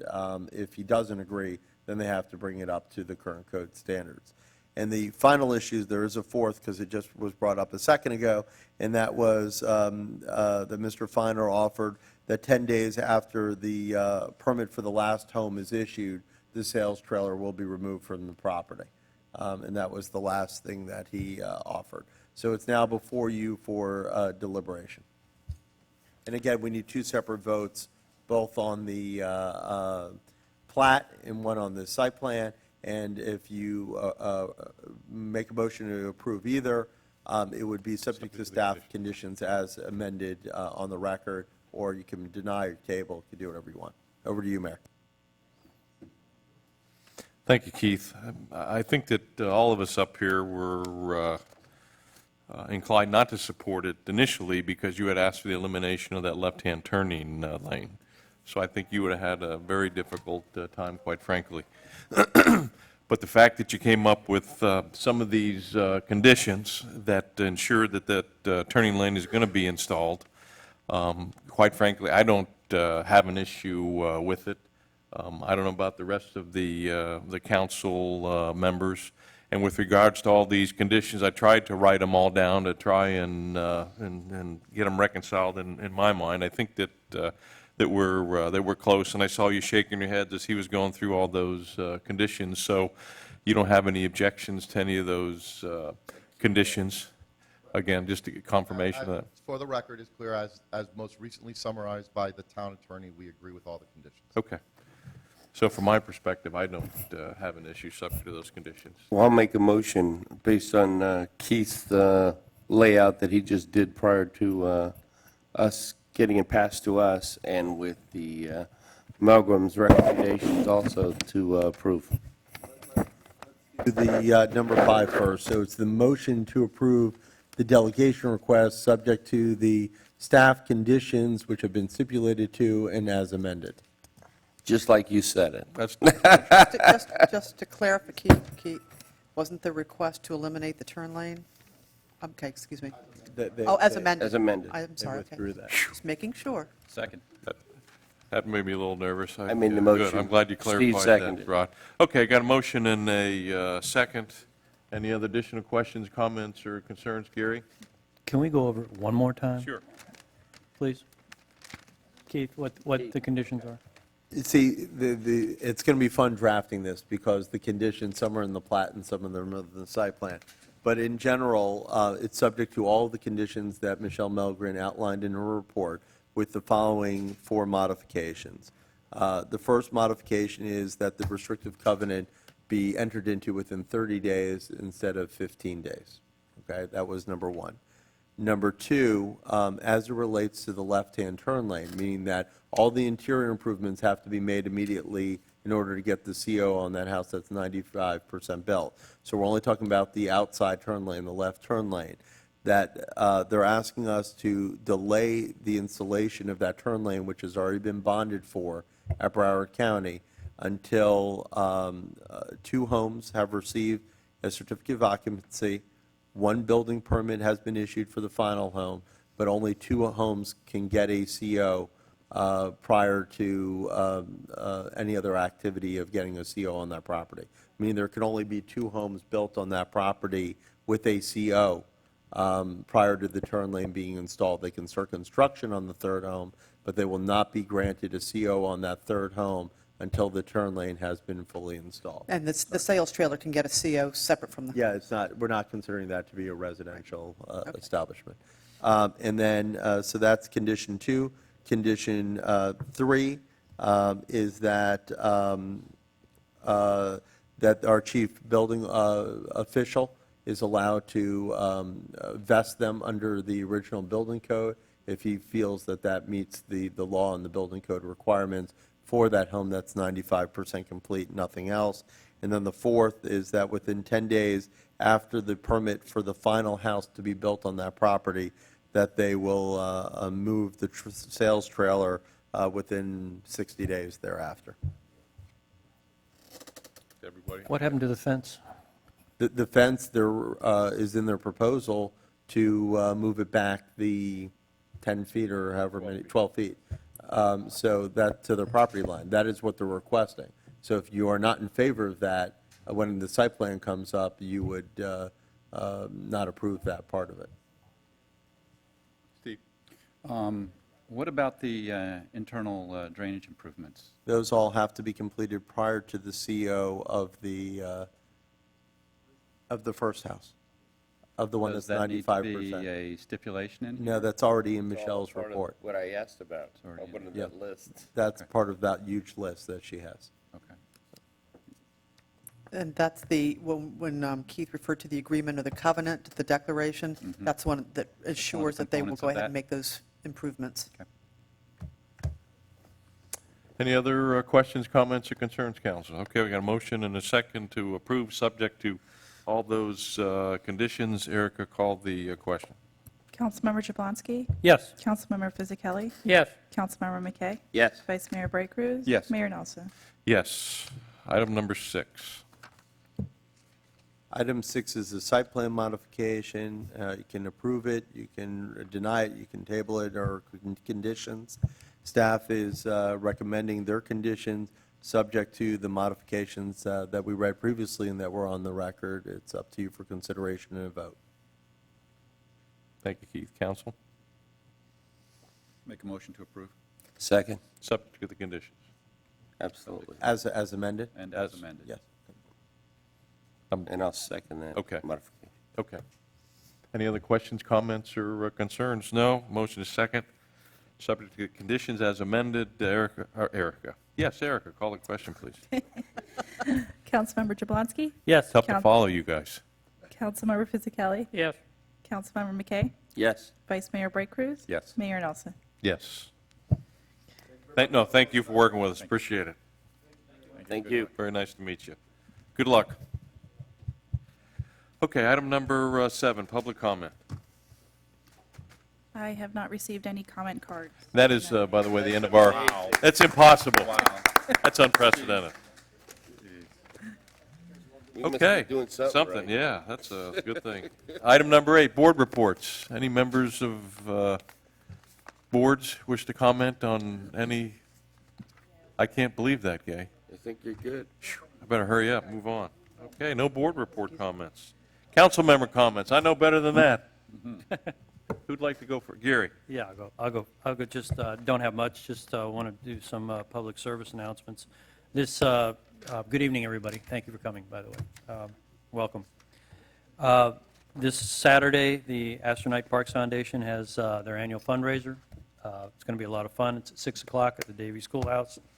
It's $75 per person, includes food and bev, and there's a silent auction, and hope to see everybody there. We've got a lot of really good stuff out there, and it's just going to be a good night for everybody. So hopefully everybody will be there. Just want to comment on the town staff on the hazmat pickup. Our first one ever was done very, very well on the 28th. I was there. I dropped off some motor oil and batteries, and it was very efficient and well done, Andy. Thank your staff. And the food truck event that we had for the town scholarship was really successful. It really went well. We really had some bright lights out there. Like, thank Doug for that idea. I think he went out and got it with his truck and towed him out there and did a lot of work. So I want to thank him for that. And the last thing I'll bring up is the Holiday Fun Horse Show, December 14th, I believe, Saturday, out at the Equestrian Park. And hopefully everybody will come to that. It's a lot of fun. It'll be our third one. And that's all I have for right now. Yeah. First thing on the agenda, my agenda is, at the Fishing Hole Park, we're getting close to getting part of it finished, but there's one thing lacking. We don't have a landscape plan for that first part of the park. I was at the park board last night, Tuesday night, and got there, they're going to, they feel that we need to move forward with it too, so I'd like to do whatever we need to do to get our town administrator to get the ball rolling on getting it, because actually what's happened, we don't have any trees. You know, there's a lot of space there, especially that area just north of the pavilion is just a big open space. We could put some nice oak trees in there, and actually we've got some trees there that could be transplanted. They've been transplanted once. I had a gentleman there that does that. I had him go by and give me a price, and he wants $300 to root prune and move them, but he suggested if we were going to do that to just buy a new one. It'd be better than trying to move those a second time. But I think December's not here tonight, but she was going to try to work out, huh? She's not here. She's out of town. Yeah, but she's going to try to work out something with the people that's doing the work on the south end, that maybe they could help us out to move some of those oak trees. But one of the things that kind of gets me on this, you know, I don't know how many years we've got Tree City Award, yet we seem to be taking more trees out than we're putting back in. I think we're getting a little hypocritical on it. We need to, we really need to put some shade trees back in that area, because we had to take everything out. Actually, there wasn't any there, because that was the container section, but we've got some trees that are on there that we can move, but main thing, we need to get a plan. That's what I need to get y'all's approval to tell this gentleman to my right to move forward with that. And the second thing on my agenda is something that was kind of kicked around. I think Mr. Brightcrus talked about it the other time. It's coming that time again, political time. Personally, I don't know where it got started, but I know it was a big problem in our last election. But my understanding now is we got to get a permit for even a yard sign. That's going to be very, very difficult. I don't think there's any other town that does it. I just, the way I feel about it, I think we should go back to the ones we did in 2000. If you had a sign that was over so big, it had to get somebody to sign on that. But the yard signs, as long as you got the people's approval about wordage. But I know it can be a real pain in the neck for somebody out there trying to campaign. Most of us walk around with signs in our hand as the people say, go ahead, put one in our yard. But if we got to pick out a form every time we want to do that, to me it's going to be a headache. My personal opinion is we don't need to do that. If we have something, do we have Keith, do we have a ordinance now that says we got to do it? Yeah, I mean, this came up at the last meeting, and I know Andy's working on modifying the. I'm going to speak to it, yes. All right, well, Steve will be talking about it too, so let's, Okay. We are going to be working on modifying the ordinance to come back. Most cities, though, just to answer your one question, do have a requirement that the property owner acknowledge in some form, it's not a permit, but acknowledge in some form that they're okay with the sign being on their property. And that's to prevent random acts of people just plopping signs in everyone's property. But yeah, well, when it gets there, we'll discuss it, but my personal opinion, I think we should go back to what we had before and do it that. And really, I'll bring you up to date on the fishing hole. I talked to Willie about it today. The contractor's still kind of dragging his feet on the ASBAT. We finally got the ASBAT now. We're finally getting everything together. And if we can get everything right, we should see some green going down very soon. That's all I got. Yep. Thank you, Mayor. Yeah, a couple of things. I did want to speak to the election signs. I was working with Andy on that, and what we've come up with is a form that lists 6 to a page. So basically, what you would do is you would get permission from the property owner, you put their address, print their name and phone number, and they'd sign it. So it's more involved than what used to be, where you're right, we could just kind of put a sign down, you get somebody's permission, put a sign down. But that was kind of abused too. So I think this is, I'm happy with this. This is kind of the happy medium in It's not a between. permit, it's just permission slip. Yeah, it's kind of a permission slip because there was some games played the other way too. So I don't know if you've seen that, Freddie. but- Yeah, I got a copy. Okay, but I'm okay with that. I mean, I wouldn't object strongly if we got rid of the whole thing. But I think this is probably a good middle of the road. Can I chime in? Sure. The only thing I might have an issue with is requiring the property owner to sign it, because a lot of times it's just done over a telephone. Hey, I heard you're running, put a sign in my yard. What You know. about writing down the date and time you got permission or something? Yeah, that's the only caveat I could Okay. think of, is something, we're talking yards, I'm not talking the big, Yep, yep. just But something a little less I formal. really, Steve, I know what you're saying, you agree to it, and, but to me, when you're out there, it's a lot of time. If you got to stop and say, okay, yeah, but will you please sign this for me? What is the problem with I mean, we're the only town that I know of that's making people do this that I know of. Is there any other town? I see political signs on the West Coast everywhere I go.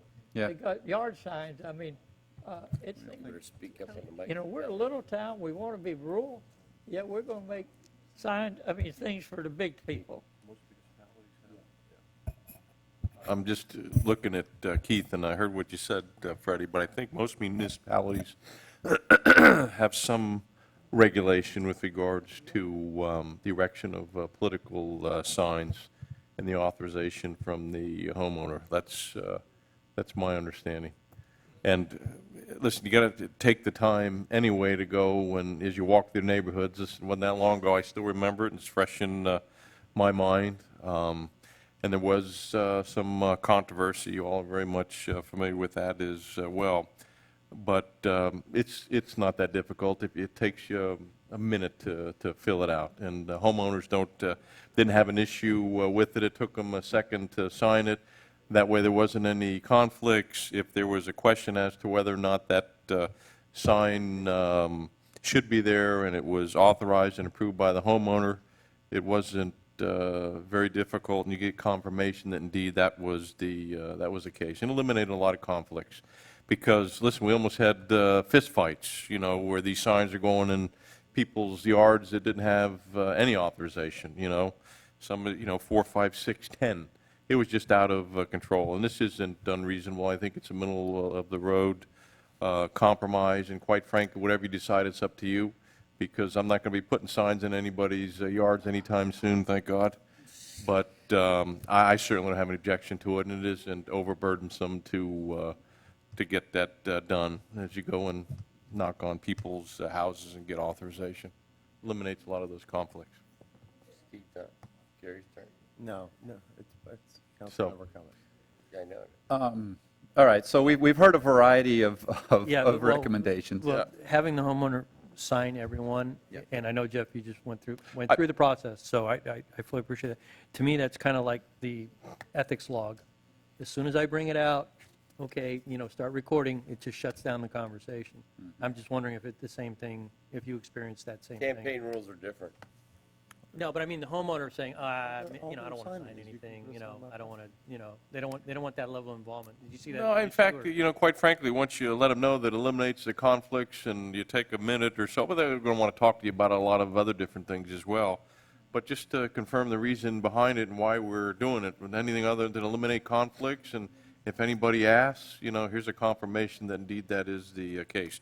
Well, that person didn't support me, and I know that they would never have I'm just talking some of the not some of the hypothetical, but some of the reality scenarios that we had to deal with that are still fresh in my mind. So, and that happened a lot, and it's unfortunate. And listen, there was other things that happened as well. The First Amendment right and the freedom of speech, and I don't need to sign that form, and Bob Norman running through the neighborhood, and I mean, you remember the debacle.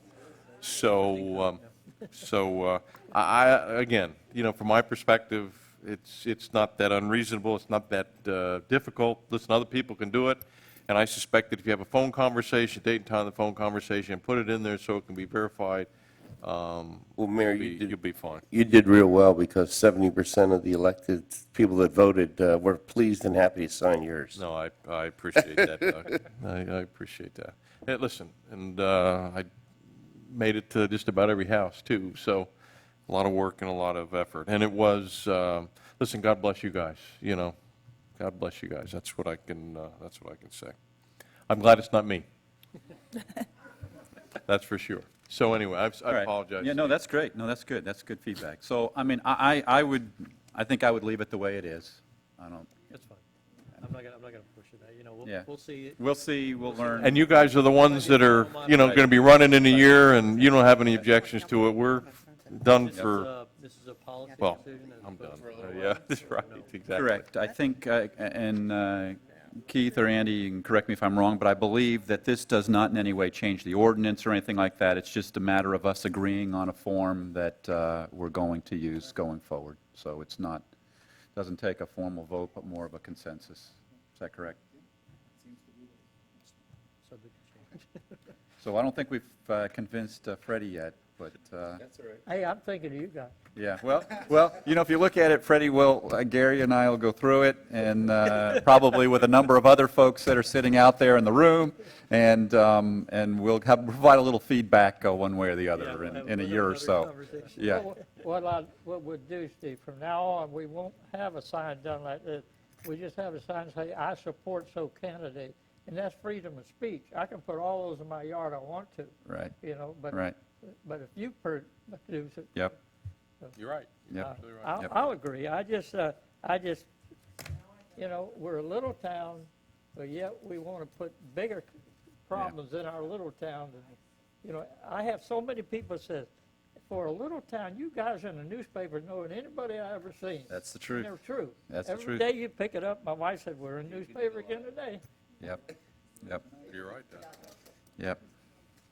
And then the only other thing I wanted to mention was I know it's been a little while, and I'm getting the emails, and I appreciate that, but we are working on the traffic issues out at 185th through 190th. We are going to have a follow-up workshop in January. I know there's a bigger gap between our first workshop and our second workshop than what I wanted, but we didn't want to do it during the holidays, during Thanksgiving or Christmas, because then folks are going to be out of town and they won't be able to participate. We want to make sure everybody has a chance to participate. So I do apologize that it's taken as long as it's going to take to get everybody back together. The first time was gathering ideas. The second time is going to be settling on a plan and implementing it very quickly. Some of it will have, I think, I'm very comfortable saying that there's going to be some things we can implement right away, and so there'll be some good impact there. But it is going to be coming in January. And that's it. Thank you. Thanks, Steve. Doug?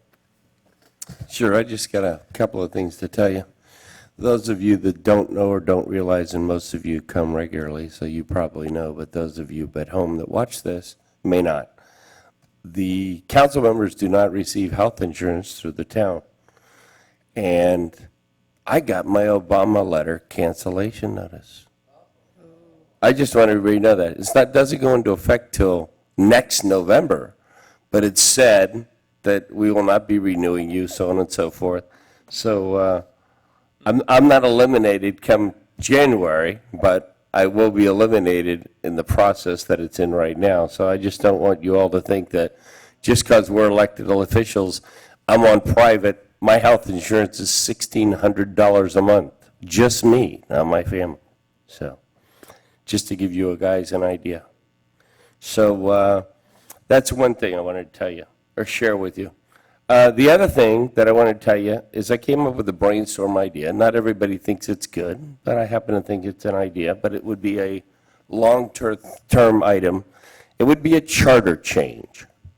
And the charter change would be the vice mayor. And let me tell you why, and I'm going to bring it up and discuss it because Councilmember Bryce Cruz has been the vice mayor twice.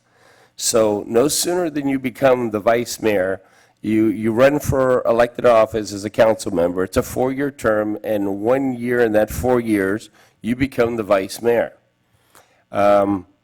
So what happens is, as soon as you start to become the vice mayor and you get in that groove, it drops and goes to the next guy, and you keep getting called for the next year or so, the vice mayor, when you're no longer the vice mayor. And so that whole game just is that circle. If you run in a second term, you have that whole thing again. So my personal brainstorm thought idea, and I bounced it off the administrator a little bit, and I've talked to a couple of residents about it, but was the town of Davie is going to divide us up into 3 zones. Not that we have to be those zones, because if you were divided up, we're presently in 4 zones. So if you divided the town up into 3 zones, obviously the population, the voting population, has to be very close, 2 to 5%, I think it is, in each of those zones for voting rights. So what that would do is that would allow you would run 3 council members, and they would be council members full-time. You'd have the mayor townwide, and it would turn the vice mayor's position into a full-time seat. Idea, thought, and it lets more people run for a position. So I don't know what your feelings are, what your thoughts are. I just wanted to throw it out there, let you guys be thinking about it. But to make that happen, has to be put on the election, on the vote, when somebody runs to change, and then that change wouldn't happen for 4 years from that time. Is that accurate, Keith? Yeah, I mean, you'd have to do a complete redistricting, and you'd be getting rid of one of the 4 districts that's up there. Right. No question. But you would gain a full-time, instead of the rotation seat, if it matters or doesn't, but Steve's been through it. Astor Knight was through it a couple of times. I'll be going through it this year myself, but 2 years from now.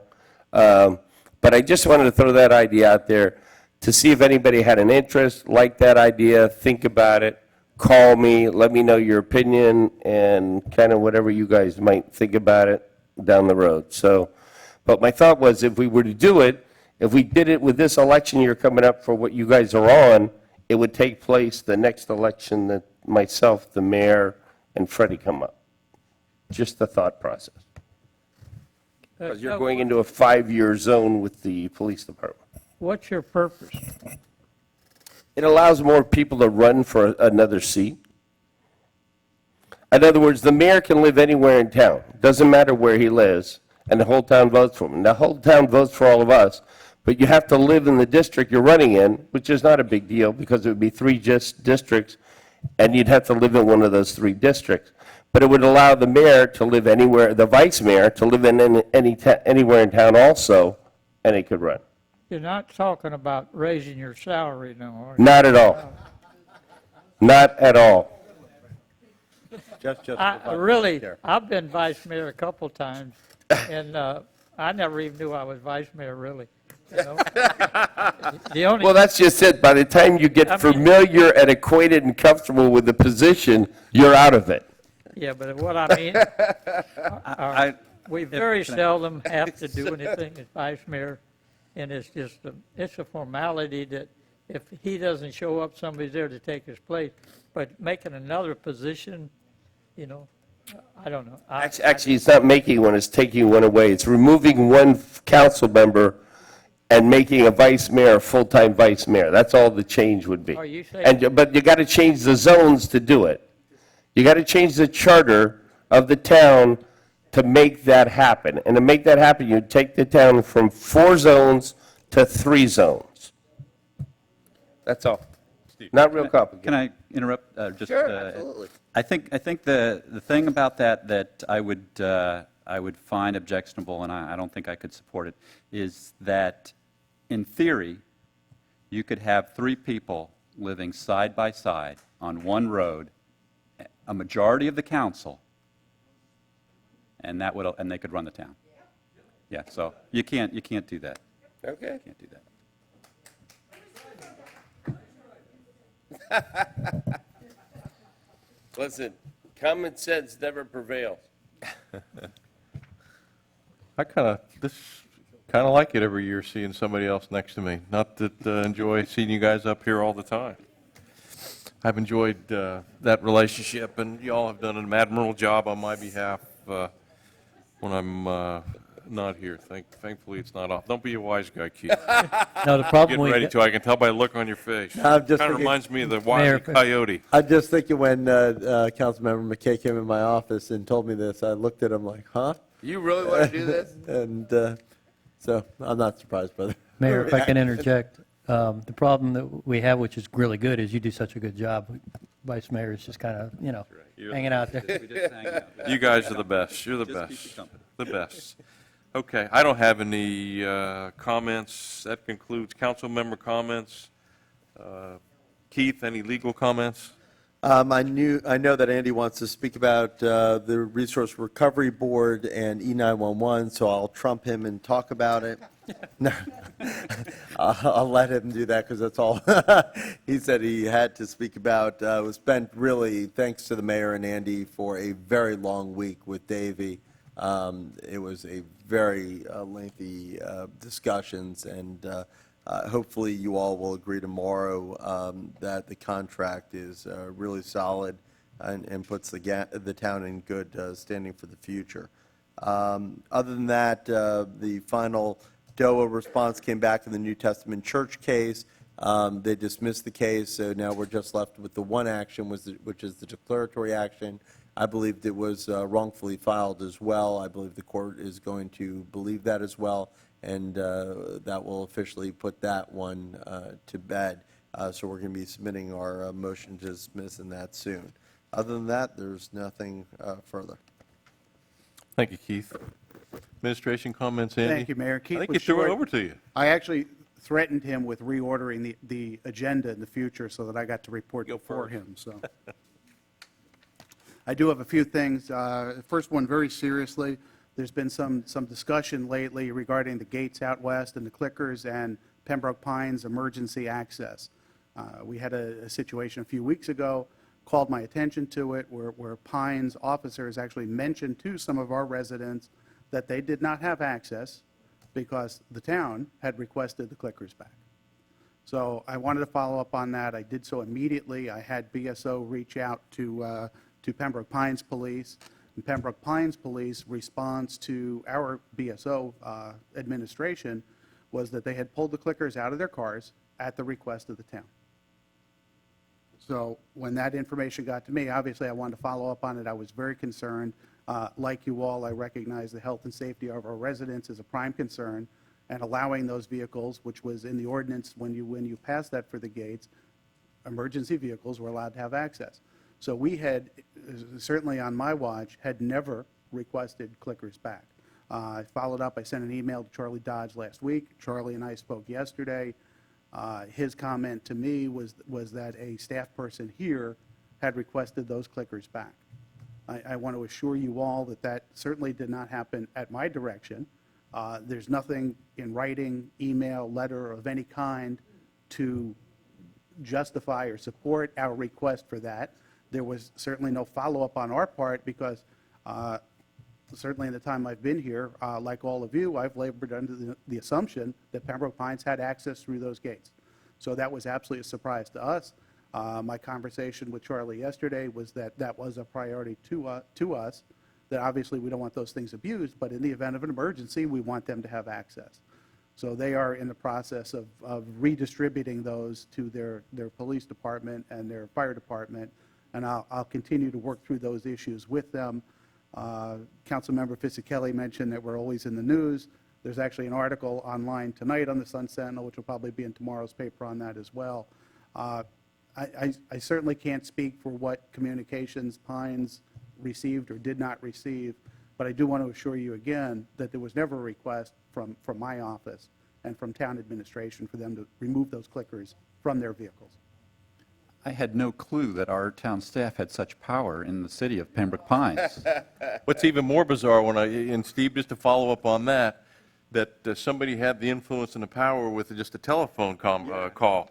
Who knows who that person was? They might allege that they were that particular person. Must be But the Newell. fact that, it probably was Newell, but the fact that Must be Newell. he'd be the first one that I would think would make that call. But the fact that they would initiate a process from a phone call without confirmation, without official documentation or something, and Charlie's been doing this a long time. It was just so bizarre, it was just so crazy, it made no sense. You did a great job reconciling it. That letter you sent over to him was right on the mark, and absolutely, health, safety, and welfare is a priority. We want them to have access, because I know that they're available to respond in the event that we need them, and we would never, ever in a million years impede that ability to do that. So it was just crazy. And you wonder why we have so many issues, Freddie? I mean, these are the types of things that happen that just make absolutely no sense at all. So, Andy? Yeah, I'm actually quite surprised, Mayor, that we're even having this conversation tonight. I was really caught by surprise, quite honestly. So we're getting it resolved, and we'll make sure that emergency access exists and that things are what we thought they were previously. I do have two, not one, but two conflict resolution updates for you. The one Keith had mentioned was the emergency 911 system. We've talked about that certainly from the dais here. I've spoken with you all individually. We had our first, as statute mandates, staff-to-staff meeting. We had here in council chambers, we had Keith and I with the county administrator, the county attorney, and assorted members of their respective staffs. We were, I'll say, outnumbered, but not outgunned. And we unfortunately made zero progress. We've kind of offered some kind of concessions, trying to find some sort of middle ground with them.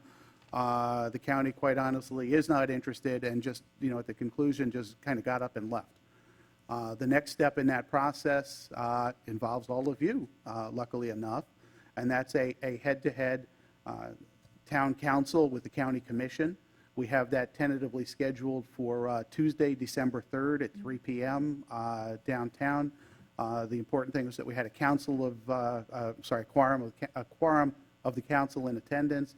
I know that 4 of you were able to make it that day, and while I want to be optimistic that we'll make some progress at that meeting based on the county's response so far, I'm not as optimistic as I would like to be, but it's the next necessary step in this process, and that would be followed by mediation. So that's our next step. We're on to December 3rd, and we'll meet with the county commission at that time. On another conflict resolution update, this is the assets of the Resource Recovery Board. This is the one where 18 different municipalities are suing the county over the assets of the old Resource Recovery Board and the contract, the interlocal agreement that we had participated in with the county and with Waste Management. And the next step in that is a similar process, meetings of the 18 municipalities, commissions, councils, and the county commission in one meeting. Hard to imagine that many elected officials under one roof, but that's the next step in this process. That is tentatively set for January 17th, a Friday at 2 p.m. And so, I'm looking for a consensus here as to whether we can have a quorum of the council, or we do have the option, should you certainly indicate so, and we don't need a resolution, it can be informal. If you'd like to elect one of you to represent the town at that meeting, we've got the option to do that. Keith, do you have anything else to add to that? Yeah, like the E911, nothing will be accomplished at that meeting, so I would advise you that if you have work, definitely do that rather than going to a worthless meeting. Well, as you say that as long as we have one of you there. Yeah. The town needs to be represented, so. I think we need to nominate somebody, maybe a new vice mayor. Yeah, but in order not to waste all of your time, to kind of piggyback on what Keith said, it might be in your best interest to select one representative to do that. And if I know tonight that you're going to do that, we can certainly do that at the December meeting. Don't necessarily have to decide on who, but if there's just a consensus among you that you'll select a representative for that meeting, then I can kind of report back that that's where we are. That makes sense to me. Okay. Okay. Okay, thank you. All right, and I'll bring that back in December, and you can all think about who you'd like to have join Keith and I for that meeting. And last but not least, at a previous meeting, you had authorized the volunteer fire department to sell off some of the surplus equipment. And I know the chief is here and has been waiting very patiently for the last couple hours because he does have an update for you. And Mayor, with your indulgence, I'd like to ask the chief to come up, and that'll conclude my report. Listen, it's great news. Absolutely. After the approval of the sale from the council, we put it on Craigslist for Brush 82 for $16,500. We got a couple low offers, and then we got a bidding war. Make a long story short, we got $19,000, which is over Blue Book value, so real happy. And the person that purchased it said that he's pro-fire, and he doesn't mind paying a little bit more for the fire department, and he does not live in the ranches. He lives in Davie.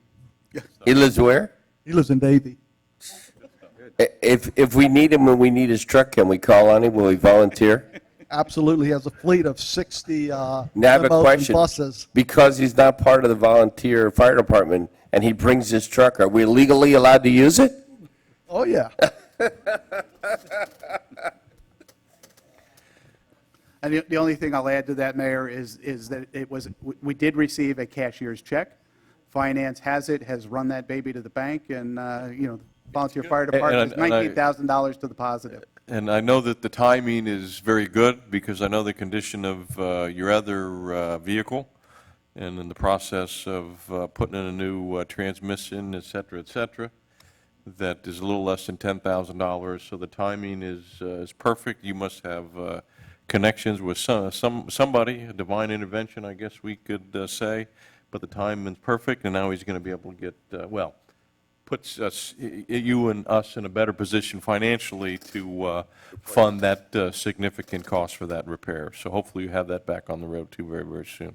So it was very good news. Thank you. Thank you, Chief. You done, Andy? Okay. Mayor, I just have one more quick thing. On November 21st, I think, a week from tonight at 6:30, we've arranged for a presentation on social media.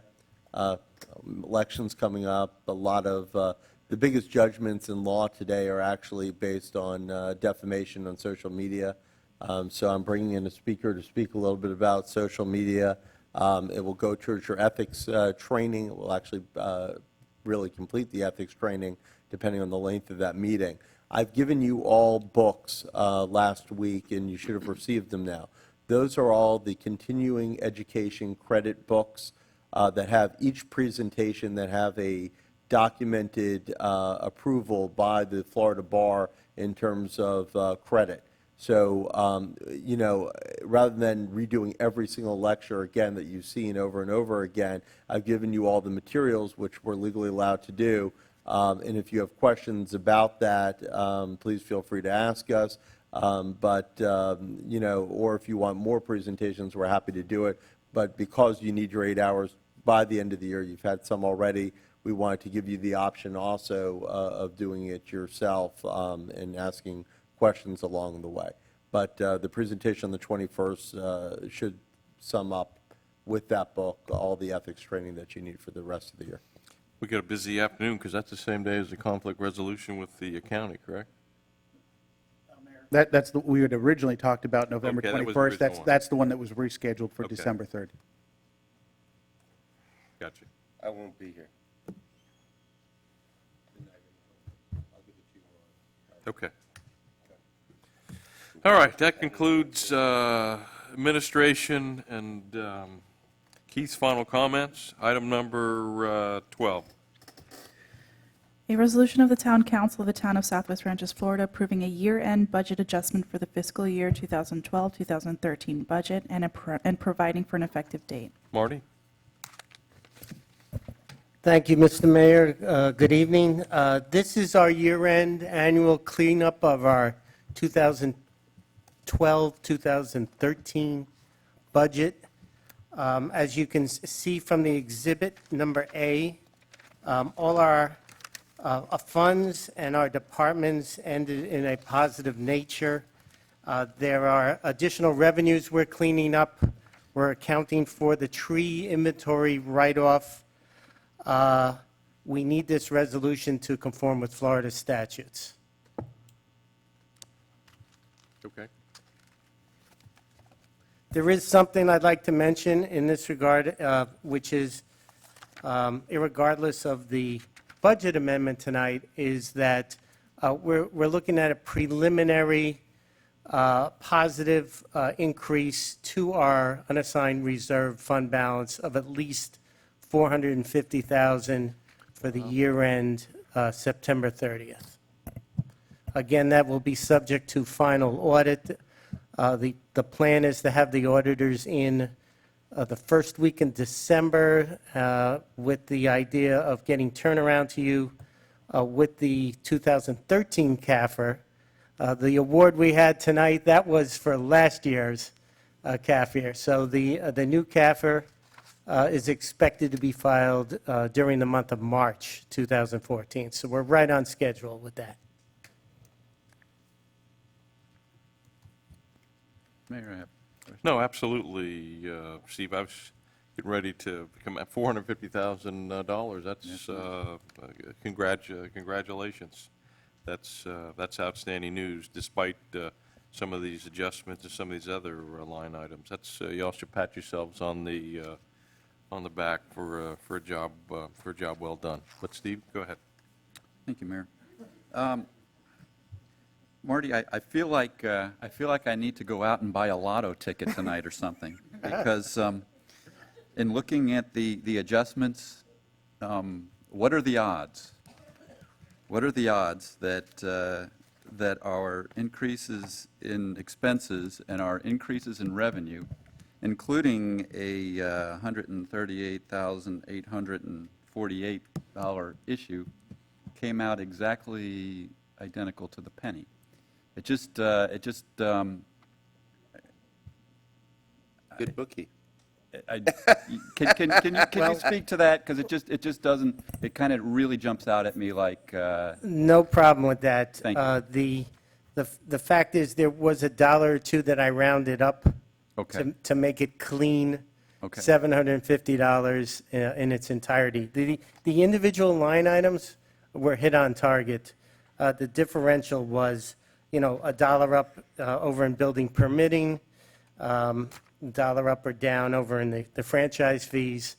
So to the bottom make line that it I'm equal. asking is, you're very comfortable with all those numbers, that they are all reasonable, and it is truly, maybe not down to the penny, but it is very reasonable that these are accurate reflections, and they do basically balance one another out.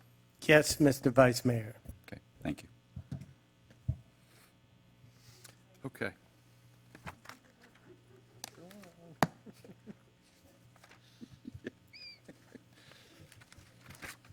Just a, You if I need- could- we need, I'm sorry, we need a motion. Yeah, I'll go ahead and make a motion to approve. I just want to add one I'll thing. second. And that is that, just so everybody understands, that we have a $450,000 surplus over last year. Okay? So just want to make sure you guys got that one. All right? Again, that's very impressive, very impressive. No, now we're going to find a way to spend it. So did I get a motion in a second? Yes. I did get a motion. Gary in a second. made it, I Okay. seconded it. Any members of the public wish to comment on this item? Seeing no public comment is closed. Unless we have additional questions, comments, or concerns, and Freddie, I see you have your hand. Marty, on the building permitting, am I reading that right? It came in 28,350 over what we anticipated? Yes, that is correct. There's an offsetting revenue increase on the top side on the revenue. That's showing an increase of $89,674 due to our new contract that's in place with CAP for full cost recovery, including some of the town's administrative cost and training costs. So that increase is directly offset by the revenue item to compensate for the increase in the expenditure. Let me ask you another question, Marty. What happened during the recession, or whatever you want to call it, our building values, our actual property values went down quite a bit. Now, we only allowed to bring them back 3% a year, right? No, that's only homestead. Huh? The property appraiser does all that. The property appraiser does all that, and that's only if you're homesteaded. It's not automatic that it's only 3%. No, I know that, but we're only allowed to increase them 3%.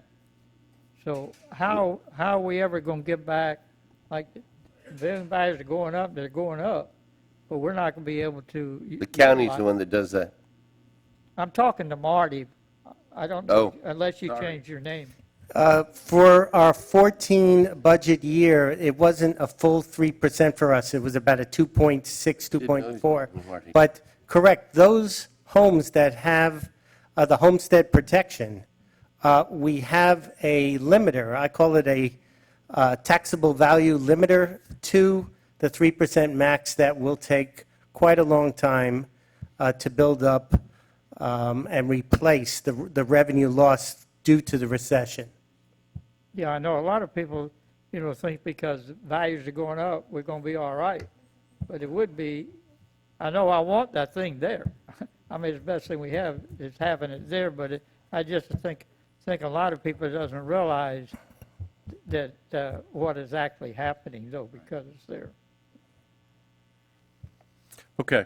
Any other questions, comments, or concerns, council? We have a motion and a second for approval. Erica, call the question, please. Councilmember Jablonski? Yes. Councilmember Fisickelli? Yes.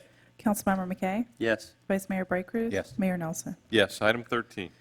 A resolution of the Town Council of the Town of Southwest Ranches, Florida, approving the Town Council meeting schedule for the calendar year 2014 and providing for an effective date. Thank you, Erica. Council? Motion to approve. Second. Motion and second to approve. Any members of the public wish to comment on this item, these dates? Seeing no public comment is now closed.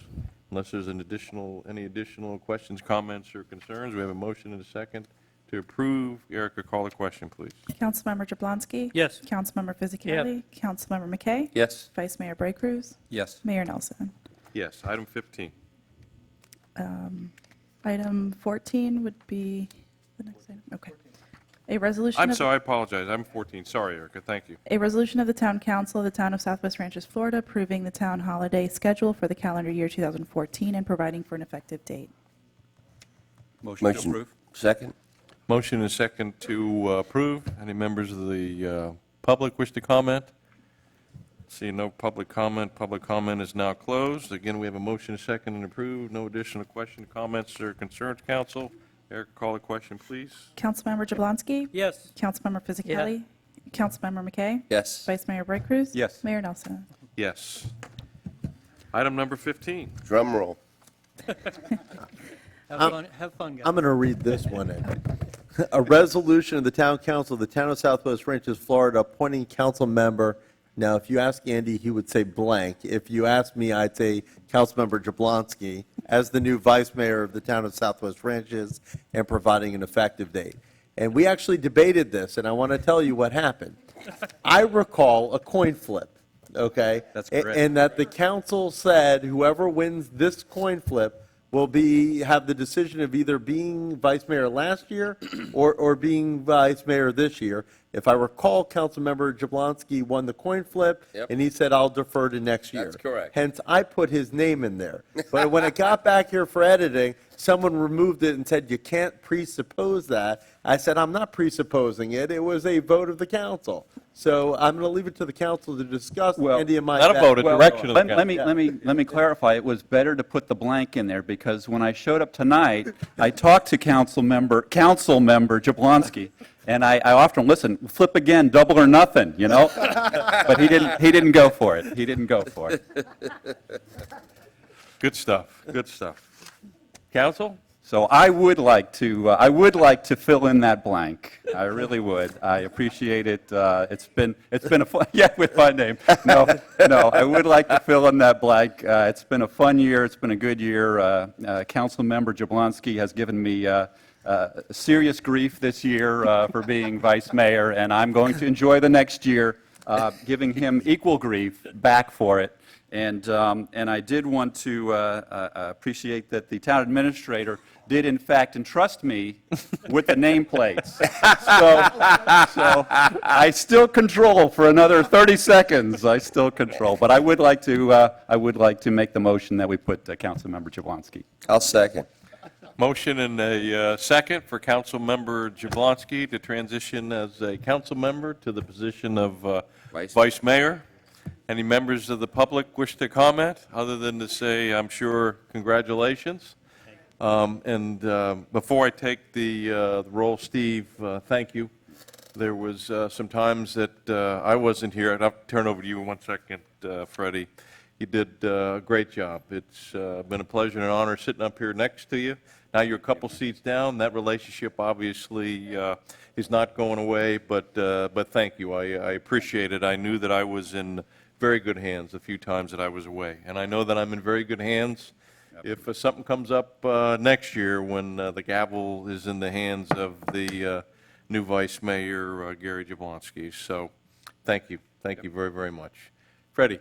Yeah, Gary, you don't get a raise. You do get another set of cards, though. And a new badge. Okay, let's make it official. Motion and a second to approve Councilmember Jablonski transitioning to the position of Vice Mayor here in the wonderful and unique and fun town of the Southwest Ranches. Call the question, please, Erica. Councilmember Jablonski, Yes.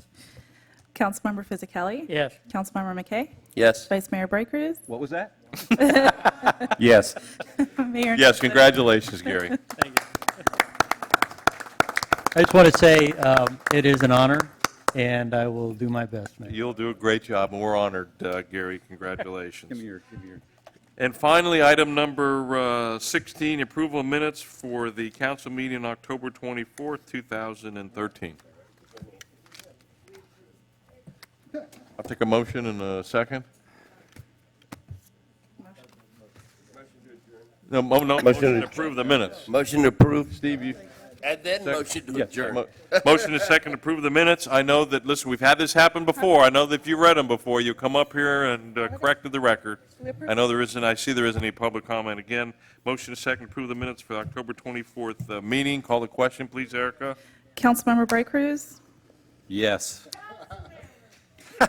Councilmember Fisickelli, Yes. Councilmember McKay, Vice Mayor Jablonski, I would just like to say at this time that in the last 3 years, this is the first time when I've not been first. Yes. Mayor Nelson. Yes, absolutely. And before we go to adjournment, I want to pass the gavel over to the, oops. He broke it. That's not a sign of things to come. Turn it over to the Vice Mayor to adjourn this meeting. Oh, wow. So far. Hereby adjourned. Okay, good job. Thank you all very much.